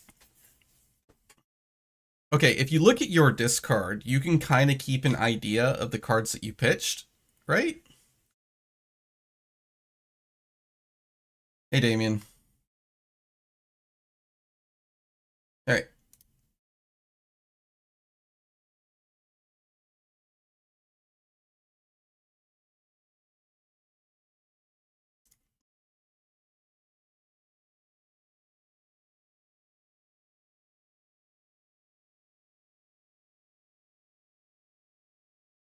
The EU Damien is here. I think I'm pretty sure I'm gonna play this deck on Sunday. I just think even if my locals know what I'm bringing, they know what I'm doing. This it's a deck I'm comfortable on. I have good game plans into pretty much everything. The only one thing I'm remotely worried about is people rune chant stacking me with Vinnset if they know how to do it. I know how to do it, and I would assume some of the players I know who are playing Vinnset would know how to do it. All right, Mario, sure. Where are my buttons? Oh, this is the old list. Oopsies. Or this is the list without buttons. All right, well, it's just here. And then here. And we run 65.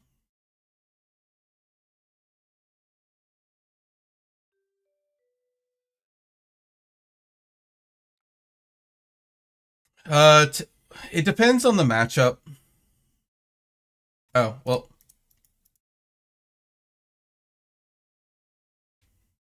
Dude, I love Righteous Cleansing on turn 0. So not every matchup do you even want to see Test of Iron Grip in the second cycle. It doesn't hurt to see it in the second cycle, so if you have to pitch it, you definitely want to sandwich around good cards. And that's not really memorizing your pitch stack, right? You just need to remember if you put any whiffs after the test of Iron Grip. Like, and if you did, just remember what position those whiffs were in. Oh, those are some good cards.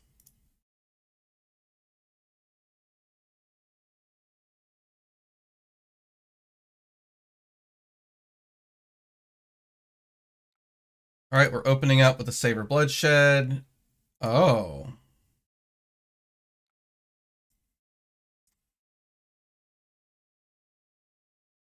I was about to say, what does this mean? You can't give this go again unless you use Stalker Steps.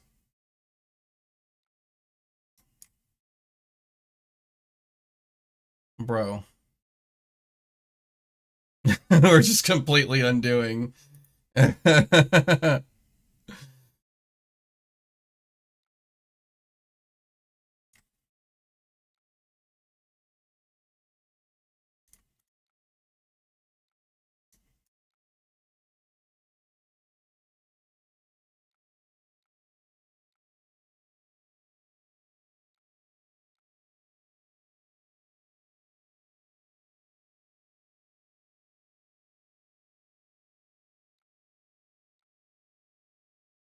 Come on. Uh,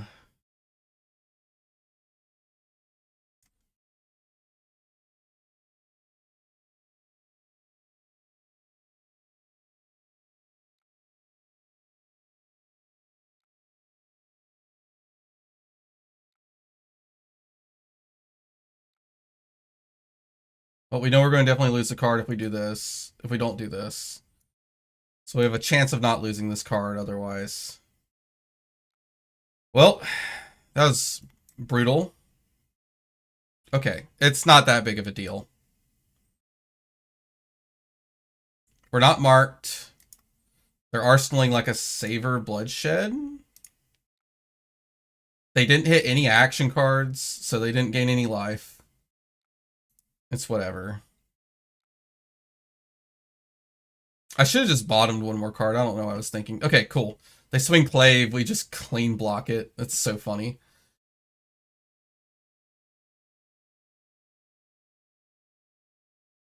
Well, I might have some form of PTSD from one stream where I think Josh was playing the deck while being coached, and the guy talking was like, "So at this point, you should."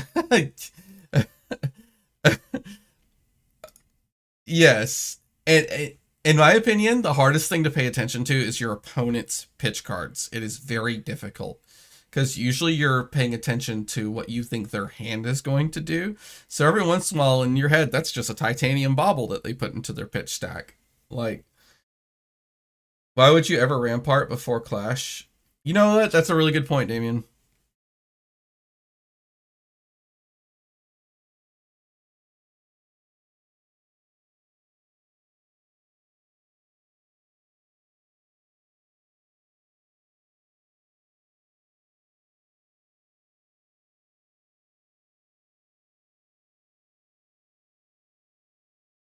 I also can't pitch stack. What I do is try to pitch 2 to 3 high power cards after an Iron Grip, and when I lose a Miller's Clash, I just pretend it does not affect my game plan. Ha. Huh. Okay, it doesn't until like almost every matchup. There's so few matchups that it matters.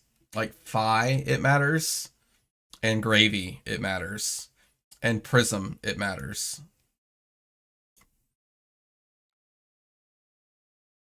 Uh, hold on, undo. Sorry.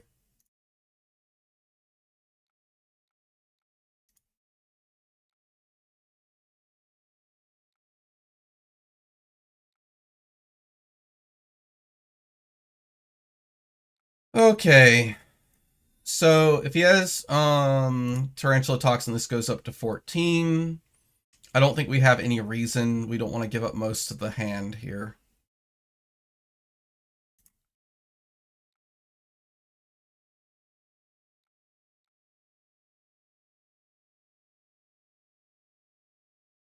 If he has Tarantula Toxin, we give gloves.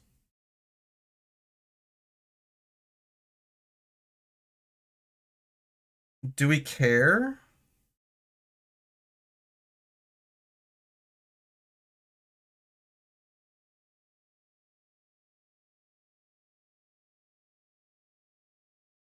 I don't want to give up gloves. It's not that big of a deal.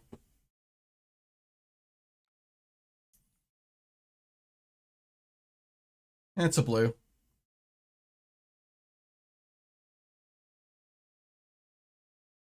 We're essentially overblocking this by a little bit. Oh. Huh.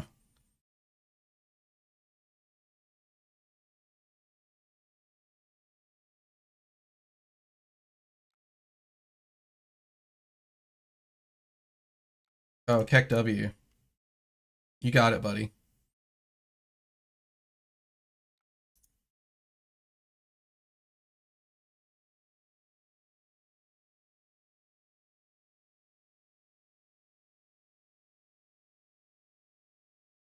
That was not the correct take up the mantle.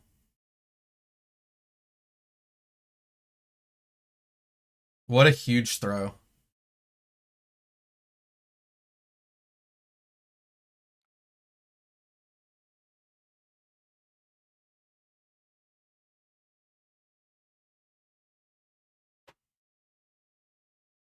They got Kiss of Death, so I guess I'll just get a Command and Conquer and take 4. Yeah. That is a legal play your opponent can make.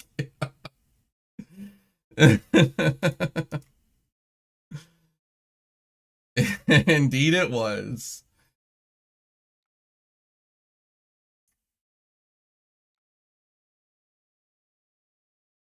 So this is coming in for 6. 7.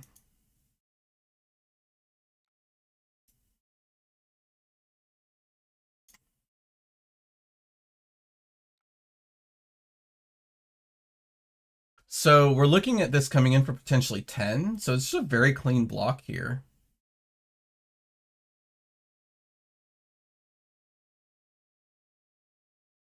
If they mark us, it could go up to 11 with something.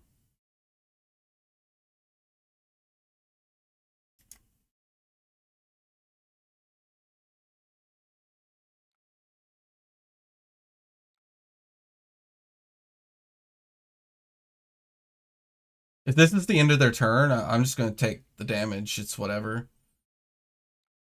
Okay, so they're marking. All right. Let's just bait their stuff. I don't care. I'll waste the staunch. Oh, that's it. All right. Well, Command and Conquer it is.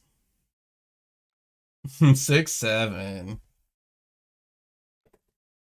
No, I'm in. You can 6, 7 all you want.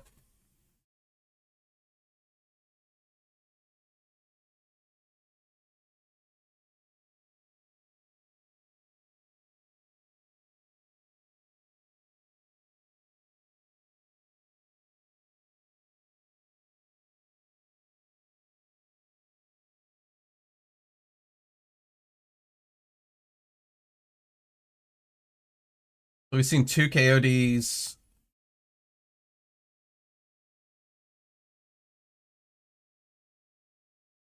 Did I miss him pitching a Saber Bloodshed, or is that in his arsenal right now? I thought he played it out arsenal. Maybe he had to have pitched it.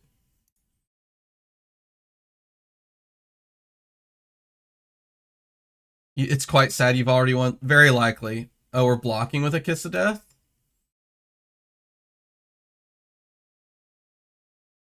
I'm confused here. I guess they wanted to transform because they wanted to transform because they've thrown all their daggers away. Yep, okay.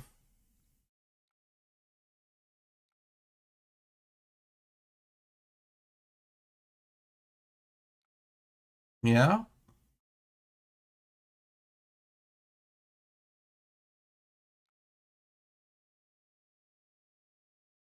Yeah?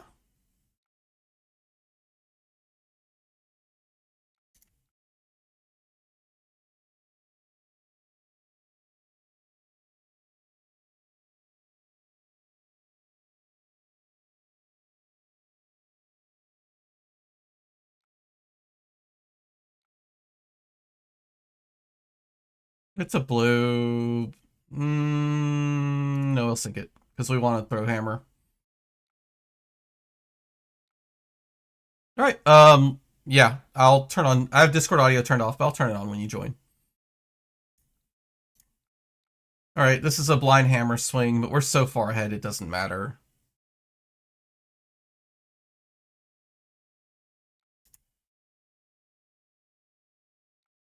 Oh, it's a defense reaction.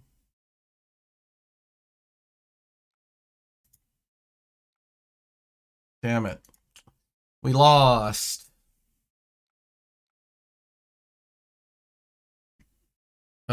This hand is okay. Oh, hey, they got their clave back. Look at them. Not sure why they tunic countered. It's like they don't have any way to convert the value off their up sticks and run without pitching another card. Are they gonna undo? Okay, they had a yellow.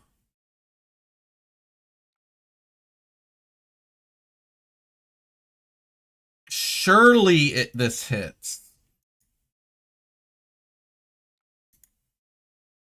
Got him. We've seen over half of our misses already. Ooh. Red stains, let's go. Oh, you just make it so easy.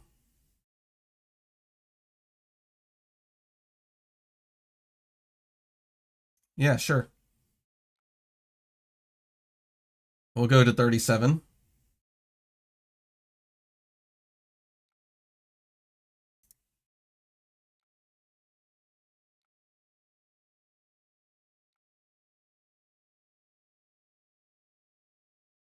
What is this? What musical is this that I'm listening to? I hear a lot of voices I recognize. Oh, let me turn on Discord audio. All right. Welcome to the stream, Damien. Hello. 35 millimeter. Sure.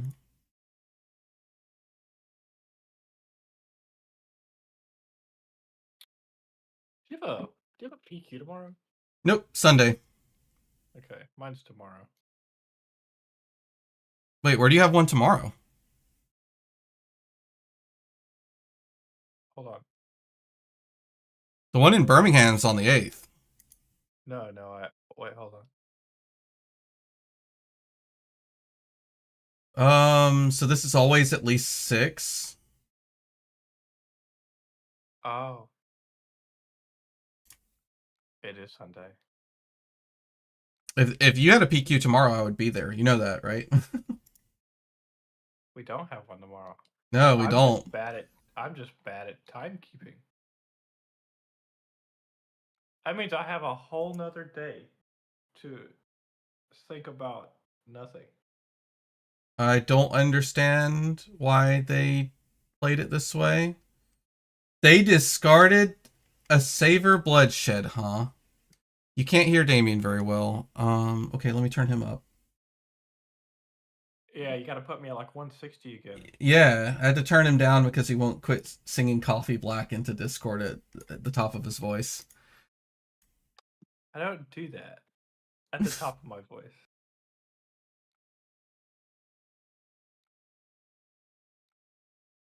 All right, we get forced to waste a staunch here.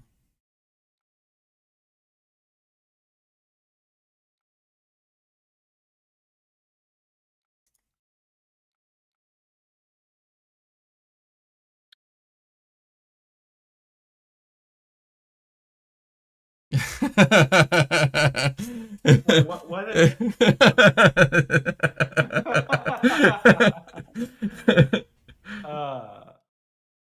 Hey, play against me after this. Oh, you're gonna beat me on stream? Yeah. Okay, I'm playing sure. Jarl.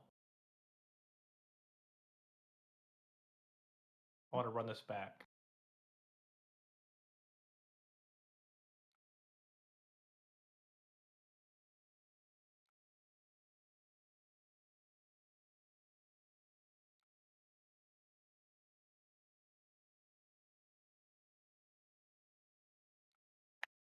I'll take one.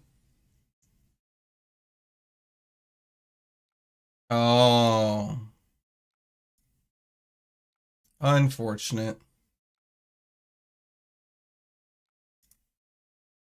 Well, I don't know the top of my deck, so I'm just going to throw 7.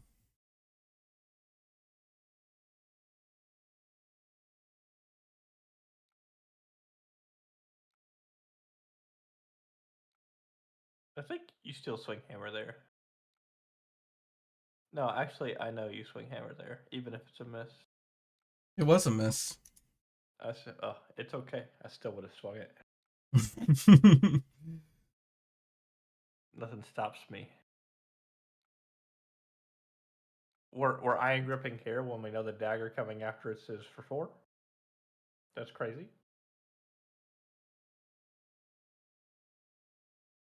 I mean, it's either Iron Grip or Shelter It. No, but the dagger that comes after it is for 4. I'm just saying it's bad value. Hmm. What? Actually, I think I'm just going to give him the rest of the hand, essentially.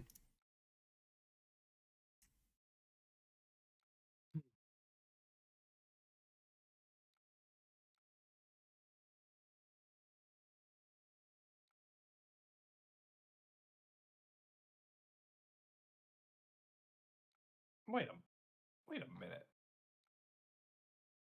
This is Tunic, right? Or Codex. So this has to be Codex. Actually, I don't care. If it's anything else, I just don't care. Do we have overcrowded in the grave? No. We haven't seen it What yet. is it? I don't think we've seen it yet. Well, that's fine. I think Hmm. this feels like bait. I just give pull. Agreed. The goal here is to hopefully arsenal this staunch response. What did he keep?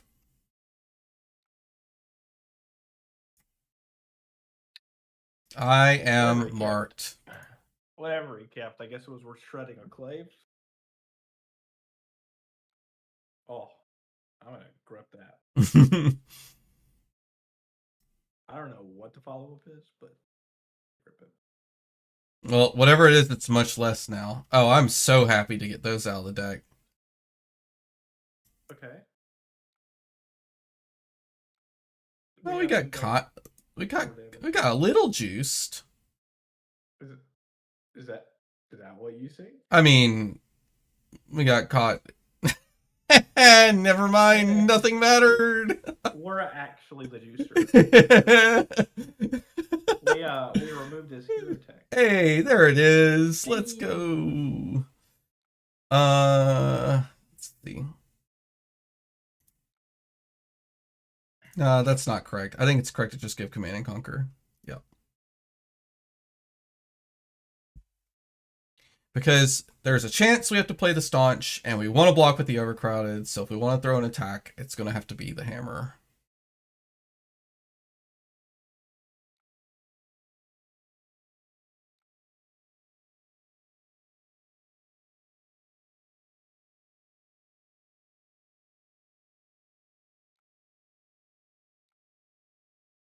I am very happy to take 2 damage to no longer be marked. How does the pulverized loop look? Well, it usually looks like you're sending 14 at your opponent a lot. It's not really a loop, it's just playing it more than one time in a game. If you're talking about the loop is the encroachment loop. That's the one that we play it turn after turn, several turns in a row to lock out a game. Usually when you're like pedestaling pulverize, your opponent is oh yes, off of like it's gonna be like a fatigue meter. Oh, most of the time. We shuffled.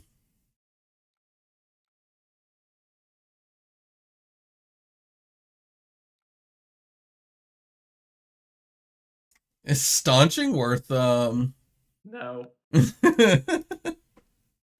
Eh. The fact you put one card in front of this. I want to. It's fine. So egregious. It's not. Don't pretend like it's not a card plus Rampart.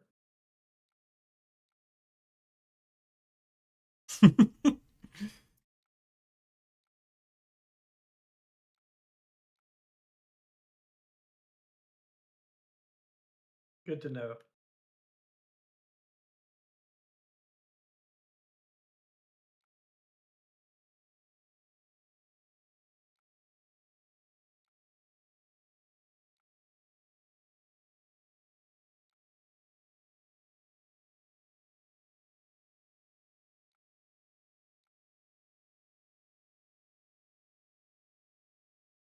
I think Hamilton comes back through on tour this next season for Atlanta. I'm so excited.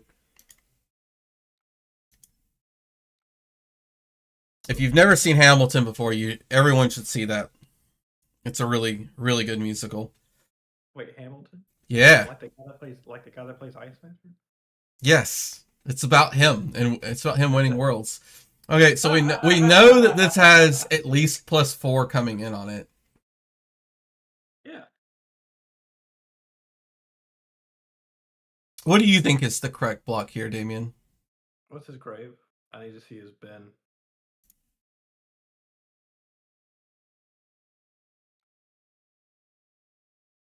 I mean, you could probably no block it to win the game, to be honest. All right, so it's Toxin. It's multiple toxins. It's to the point. Okay. At least one to the point, and I think at least one Tarantula Toxin. You give call for backup perennial Rampart. Pitch blue. Yep. That was my thought too.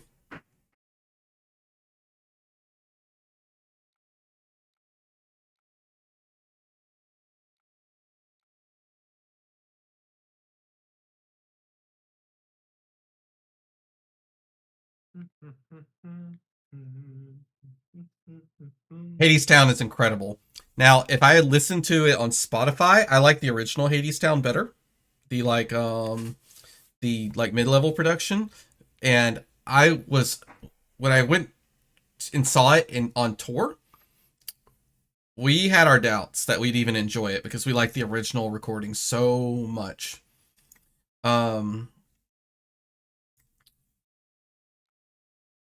But you want to just take 4? What? Well, now that he knows about it, I'm not. But you're that. No. Just gonna block. It's wrong, but continue. He plays trench. He's still got toxins in his deck. Toxin's like the toxin killer.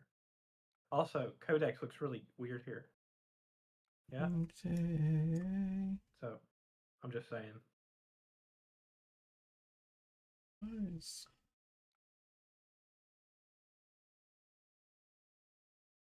Meat Madness, huh? But yeah, anyway, Hades Town.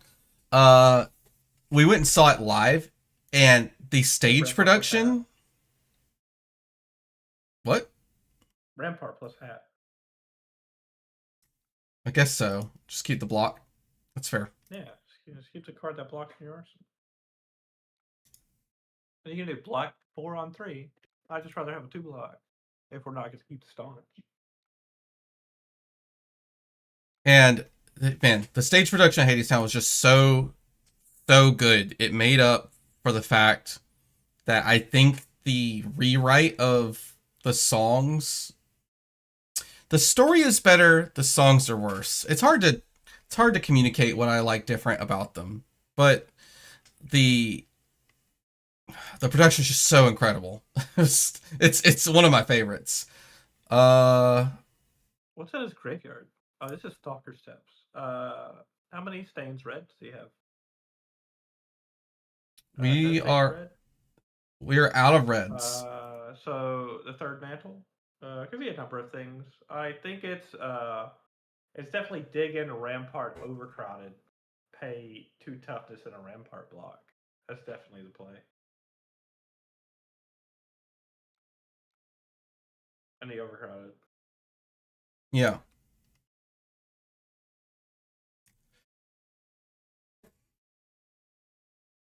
Move the overcrowded to the back. Yes. Perfect.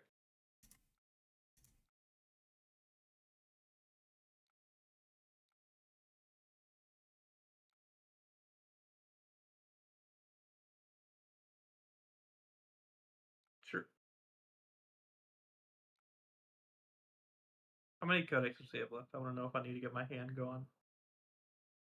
One more. One? Mm-hmm. Okay.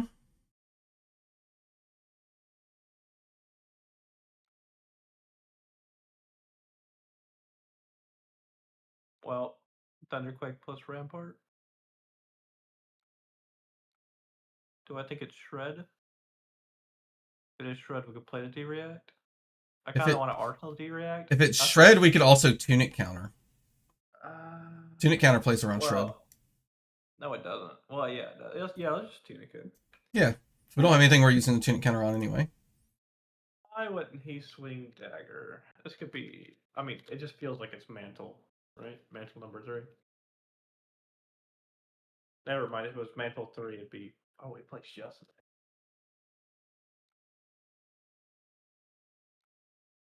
I'm in. Bye, tough smash up. I'm gonna miss you. Goodbye, banana. We are unmarked. We are unmarked. Nar, my command and conquer.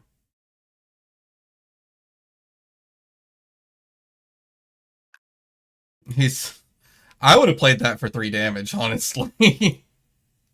Oh, he's at 7 cards. Never mind. I didn't realize his deck was gone. What do you mean?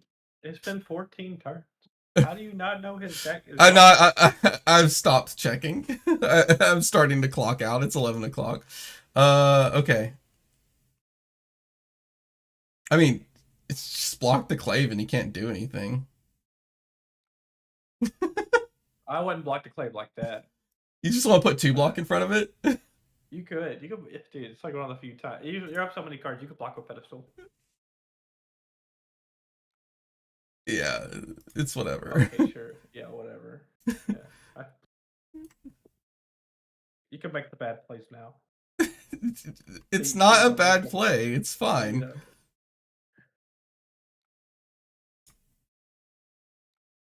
I'm just gonna let him mark me. It's not a big deal.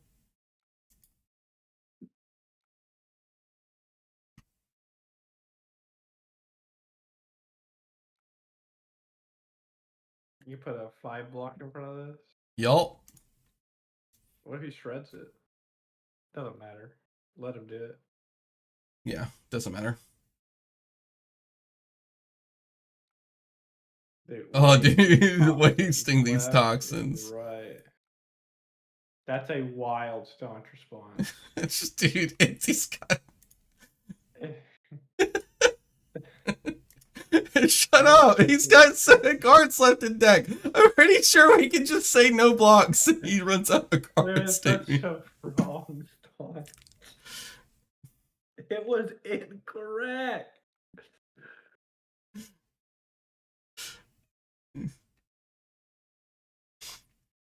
I'm gonna spit out my drink. I mean, you probably did. I remember that. It is what it is. Now you're overcrowded blocks for 2. What have you done? Dude, I am specifically trolling at this point. You're killing me with this awkward play.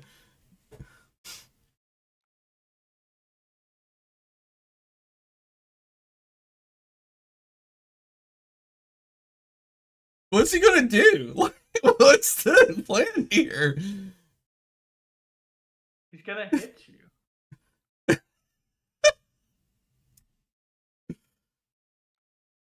Is it just a Nick? I don't know. Let's see what it is. It's definitely just a Nick. This doesn't make any fucking sense.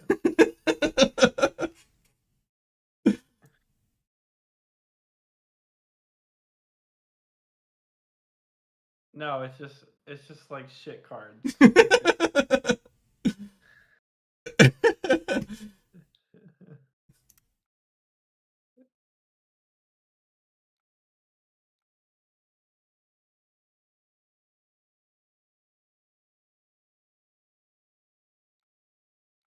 Why didn't you just put a red on top and then show him the other pedestal? So weird. Stop being weird.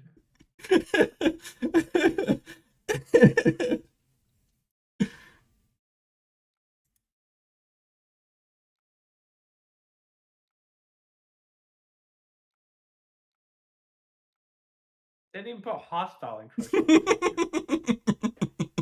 are you doing?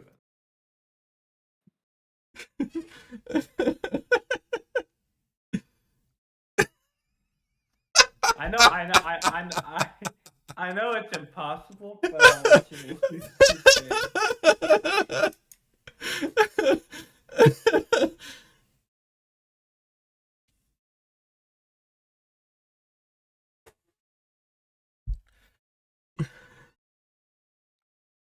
You know, funny enough, the correct block is a card plus rampart. Wait, it is. Because if it's relentless pursuit, he has to break the chain to mark you. So you block with by the book and a rampart.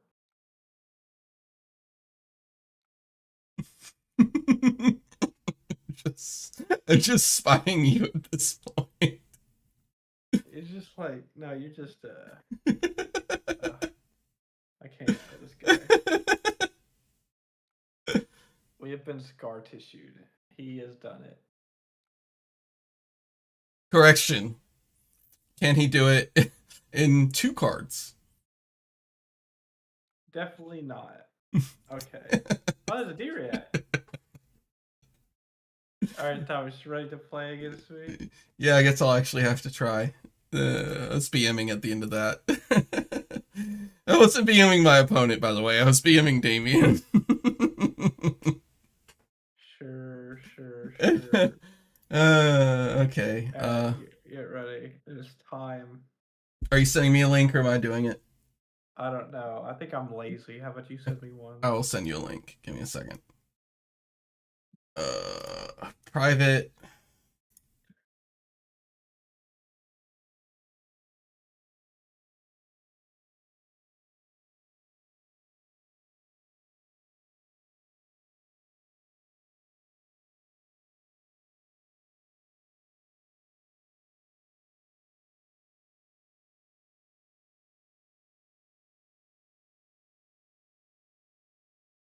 It says your opponent has disconnected. Oh my goodness. Okay. Let me make another lobby then. Okay. Could just be dead lobby right off the bat.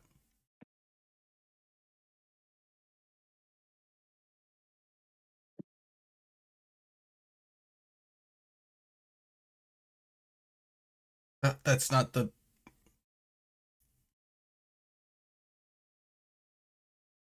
Whatever.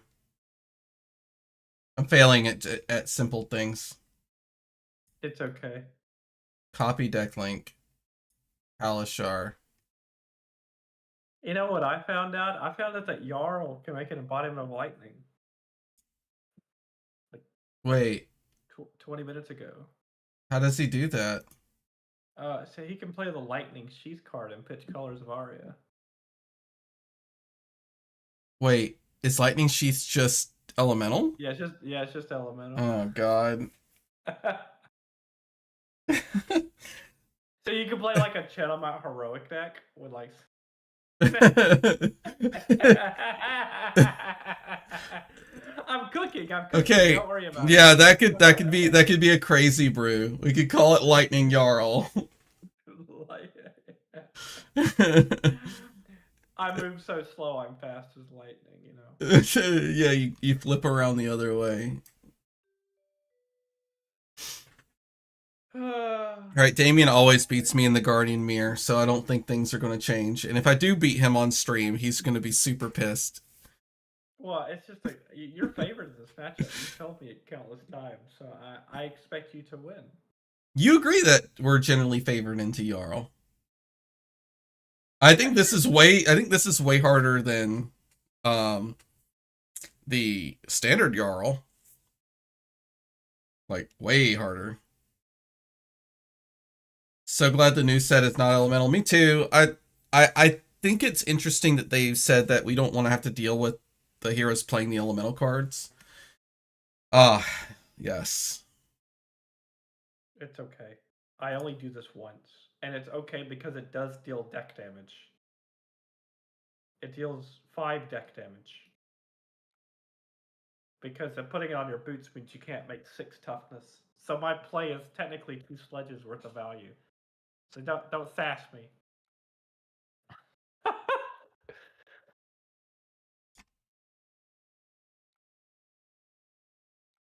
Oh, whoops. Oh, We're still in the where's defensive my layer. button? I just take 4. Oh, God, no, I didn't. Man, you suck at this.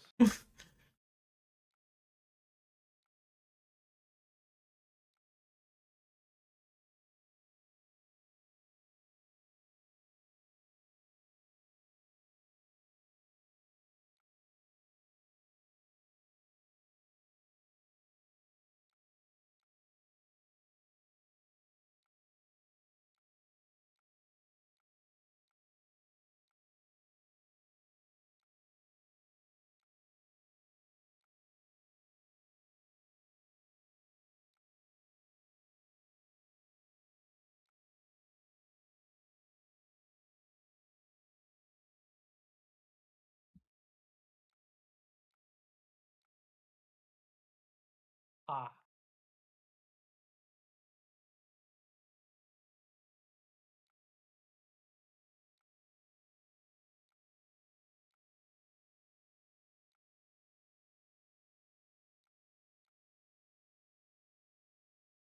Rip overcrowded. Ripperoni.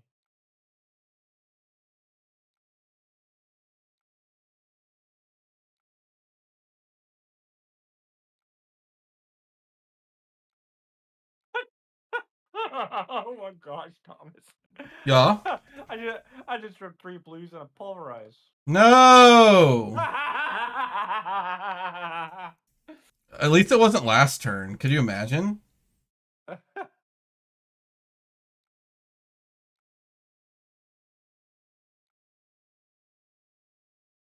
Pulverized dominate would be. Oh God. Hmm.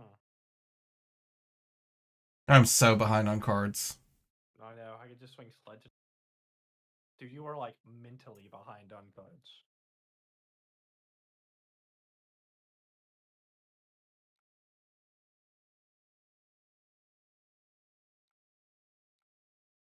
Ooh. You play Bell into me? Just one.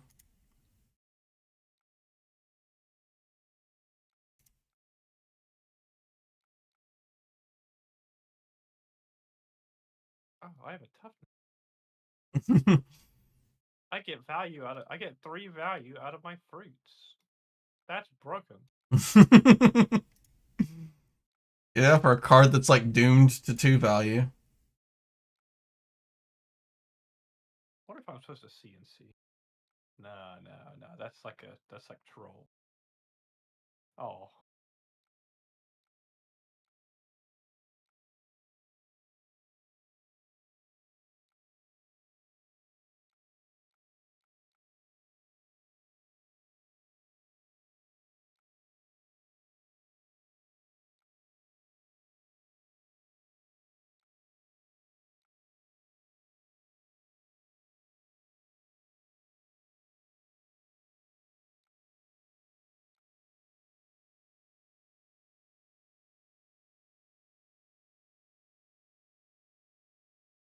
Dude, I got a Hercules song on right now. Like a. What is this? Is this just like people doing like Broadway versions of random songs? Am I about to switch to this album?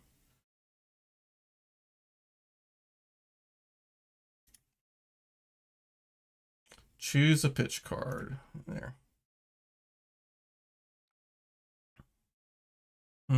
Awkward. Well, is it? It's not that awkward.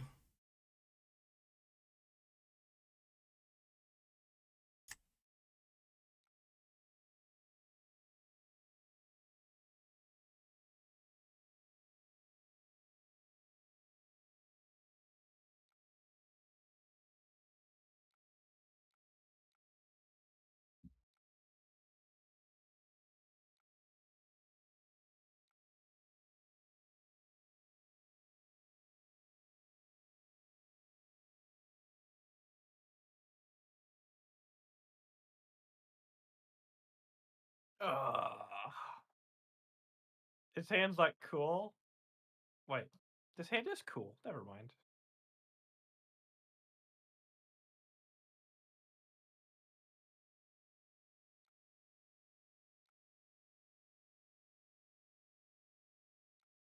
Go again.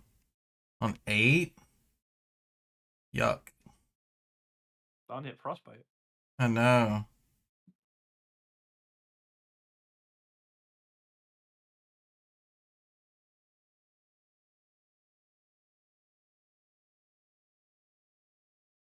You don't have Tunic.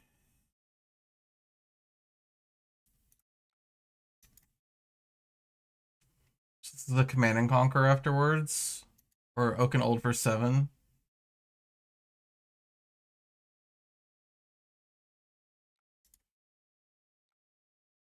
You've been frostbitten. Yep, Command and Conquer. That's what I thought. On hit frostbite.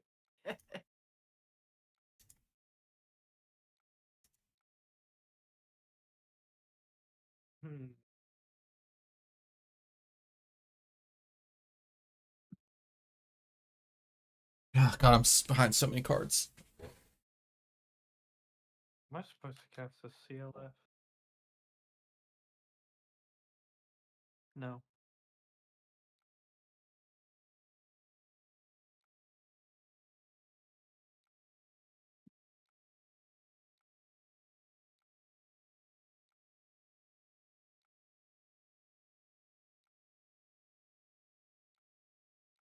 Maybe. The answer's still no. Because, man, this hand's good. Let me grab a mangle.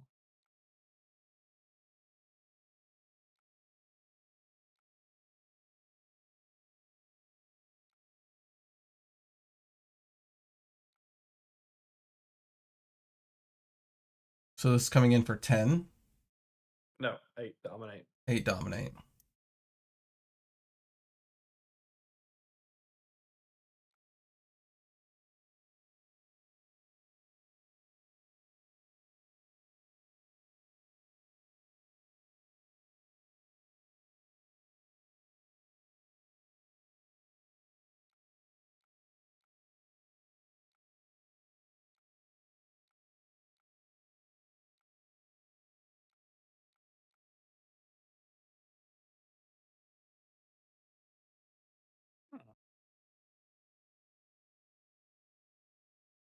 I don't think it's ever worth rippling a Frostbite.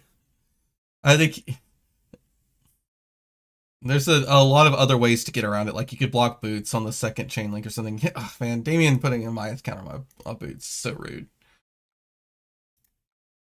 You laughed when I played the opposing this. No, I think imposing visage on turn 0 when you're fat decking enemy is annoying and really good. That was definitely not that. That was 9? Yeah, it's got a frostbite on it.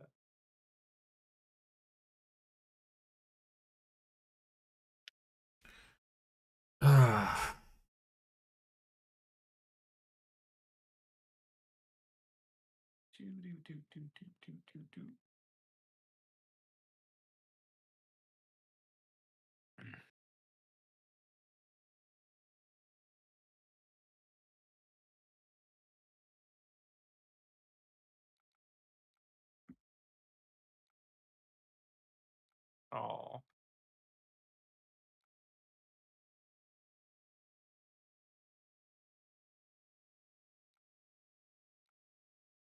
Amulet of Ice. Yeah, don't worry about it. You get the fuse, right? And then you get to make me discard? Yeah. Yeah.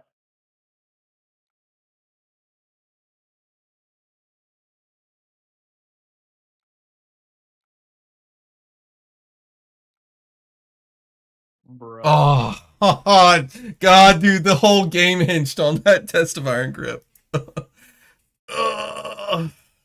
I was like, you have a pummel, I have to hit this.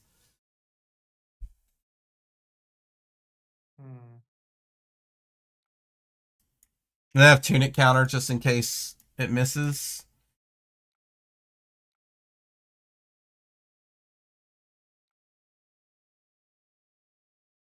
I shall now test your might since I'm up so many cards. Do you have it?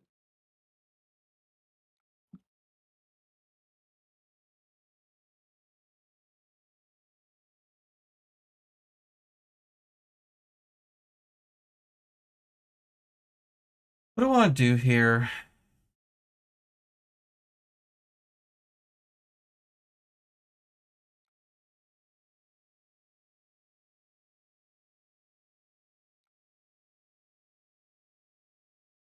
Actually, oh yeah, it's dominate. Duh.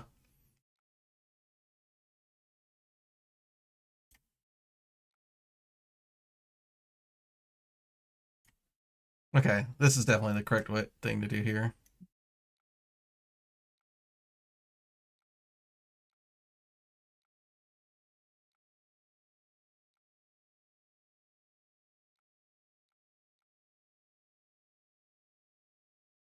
It's annoying. These non-blue hands are so rough sometimes.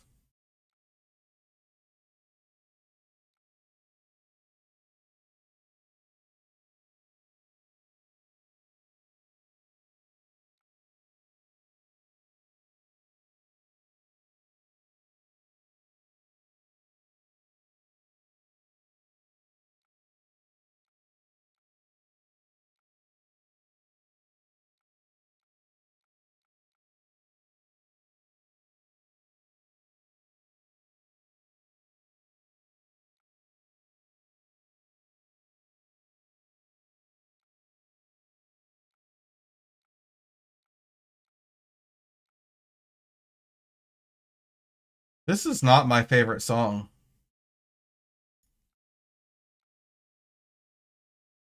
Not impressed by these Beetlejuice songs so far.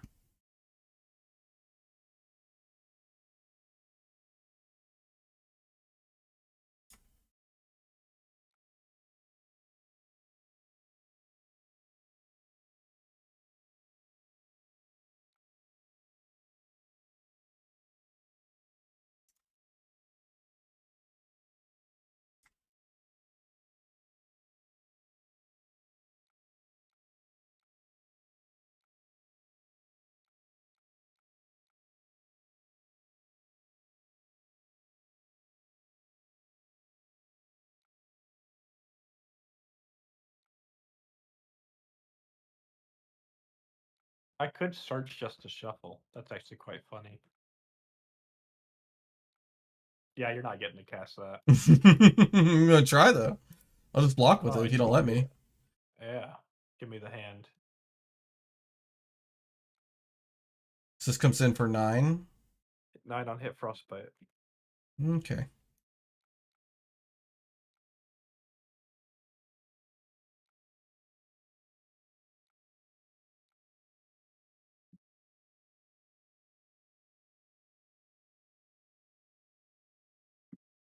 You can have back the standing ovation. Wait, you are you friends with Broadway dudes, Cody? That's cool. I'm jealous, bro. What? Oakenhold's got me scared.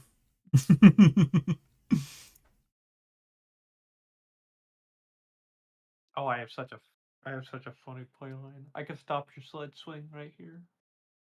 You just waste the blizzard, or No, I could expose the element to you and then crack amulet device. oh, is it correct? Maybe. No. You're never catching this pulverize. I'm just gonna let you know. I'm gonna try though. You'll die before then. Andrew. Oh no! You drew. Yeah. I was like, I wanted to do it so badly, but I have an Oakenhold. It's so good. I can still ice you with amulet. That's really funny. Do I do it now? No.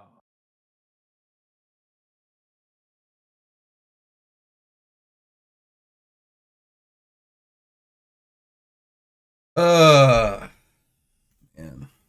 Does this hurt your feelings?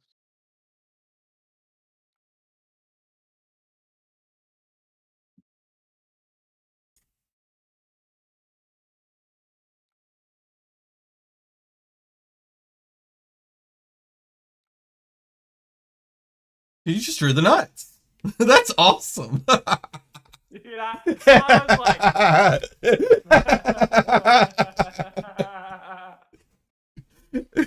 all right, I guess I lose. for a card rip O'Connell. No, I'm putting the fumble first. Fuck you. Yeah, no.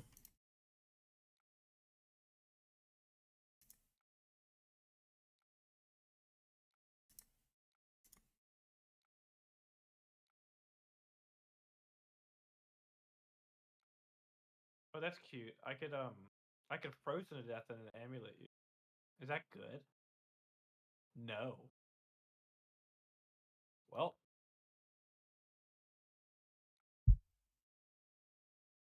you're not casting that pulverize today. I'll keep you off it the whole game.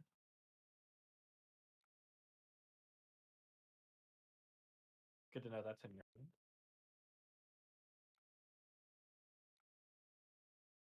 Oh, you're cheeky. I saw that.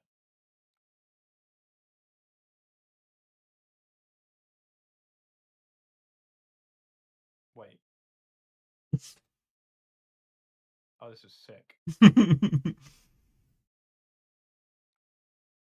Oh, I really liked Kimberly Akimbo. I'm gonna winner's bite you.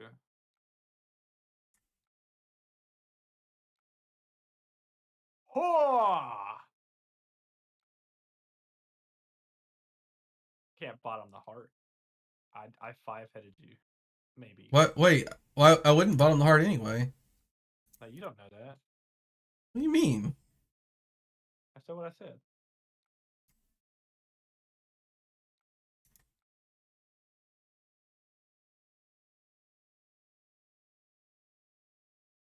Dude, that Oaken Old Pummel was sick. It was so cool. Yeah. You will never cast this pulverize. Actually, hold on. Give me a second. Don't put anything on the cover yet. Let me do them counting real quick. 1, 2, 5, 8. What are we counting? Continue. Okay. You're good.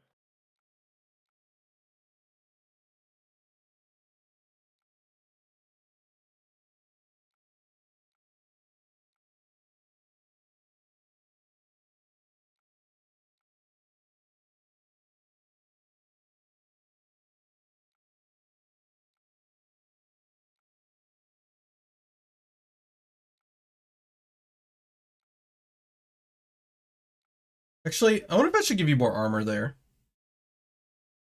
Should I With block gloves? this out? Yeah. Yeah, let me block with gloves. Oh shit, Ah! what'd you do? Too far! Too far! Kimberly Akimbo made me cry though, Cody. So that musical was way too sad.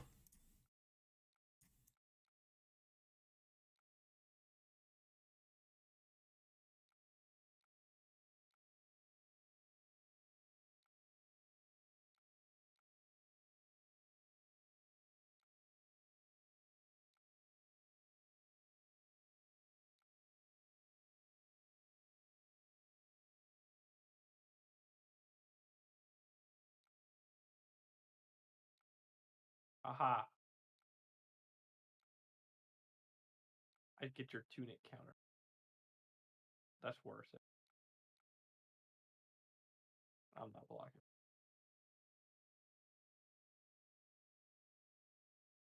Look, I drew hand extension. You have to put your toughness on this.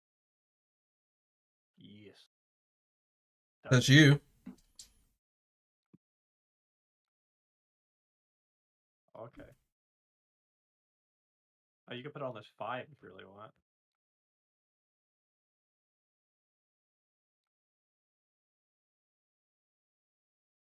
You didn't even sweat, by the way. You didn't even sweat that I might have pommel. What am I gonna do about it? Nothing. But you didn't sweat. 20 cards in deck.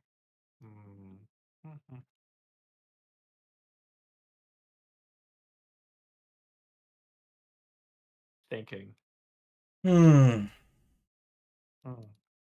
Only game I've lost in like 3 weeks, and it's gonna be this chucklehead that I'm playing against. Always kicks my ass.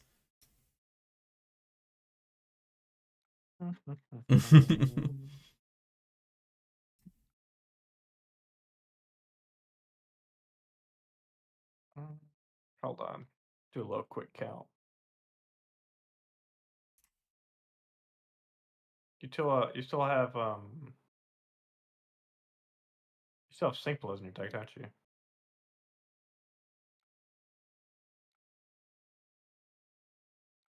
Okay. Ended up closer than I thought though, because I don't think you don't play Remembrance, right? No, I do. Oh, okay. Well, I don't think there's any way for me to win from here. I think you just beat me on cards because I eventually have to start blocking you pretty heavily. How do I want to manage this?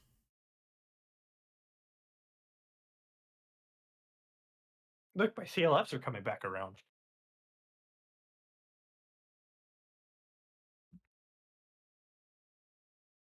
That's fine.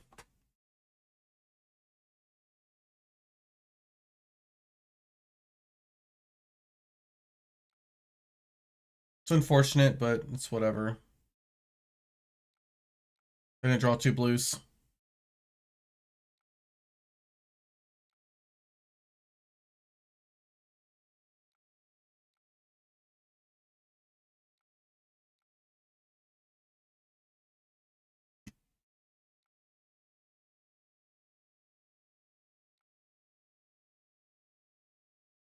Actually,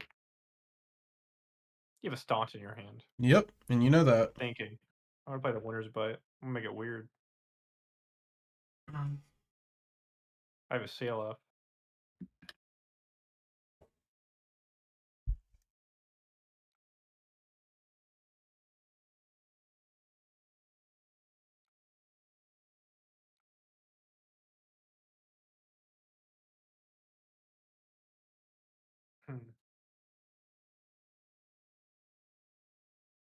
Swing it for 6.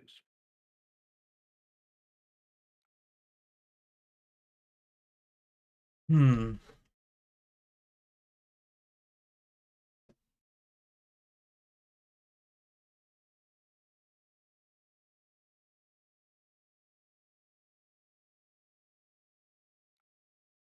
I think I have to use the staunch here.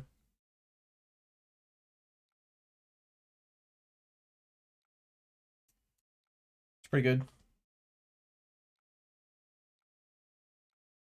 I'm just making sure you can't swing select. Yeah, no. That Blizzard was worth 2 deck damage in theory.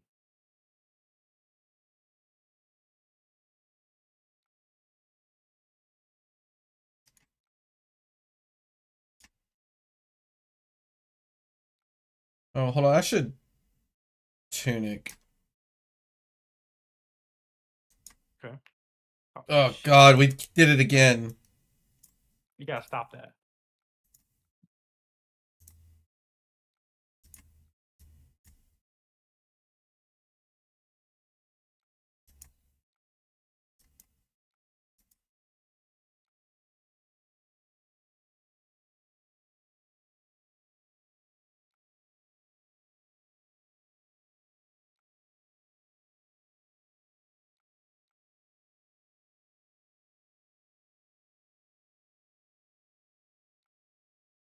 Yeah, this is some good deck damage.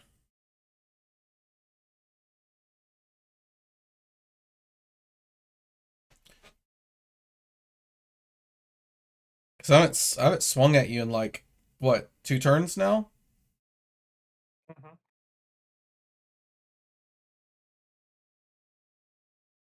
I think these are the correct choices.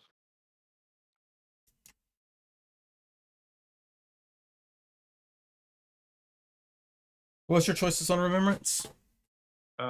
E-Strike, Felling, Okadelt. Yep, those are good choices.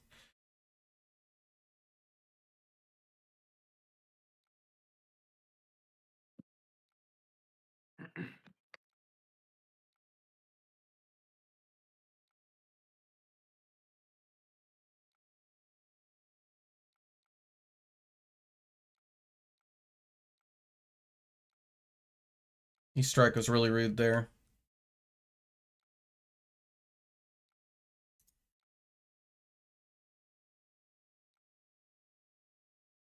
Bro.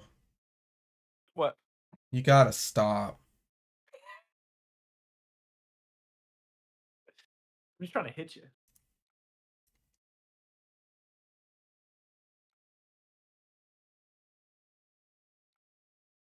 Here, I'll break the chain just for you.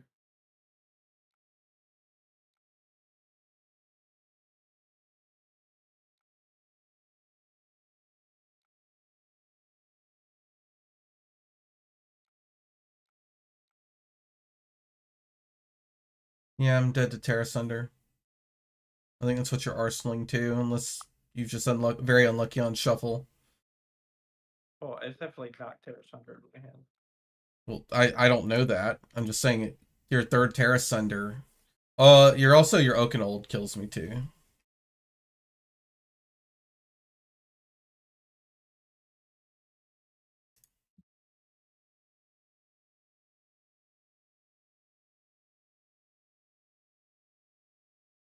It's just some blues and Command and Conquer. Couldn't put call for back. I'm at 1. Right. Yep. It never mattered, Damien. It never. You said I was never gonna get to play this Pulverize, and you were correct. I needed you to drop a turn, and then I probably get tempo back. I don't think it was wrong trying to get the Pulverize. I don't think I win if I never put the Pulverize. The Pulverize finally puts me ahead on deck. I get to Arsenal that staunch response if I don't put the Pulverize in Arsenal, but I don't think that saves me from getting fatigued. Dude, me putting that counter on your boots is crazy. Yeah, I lost so much value from the turn. It's funny, I might have lost on turn 0. I hate, dude. If you play Jarl, by the way, I never go after R2, Nick. It's so low value. It's so low value. It's so bad. Just blow up our boots. Dude, like the boots are carrying us twice. Like, come on, guys.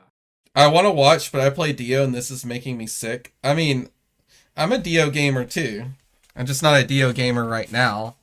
Well, it's just like, no, that's not true. Just like it's Dio on defense. Trust. I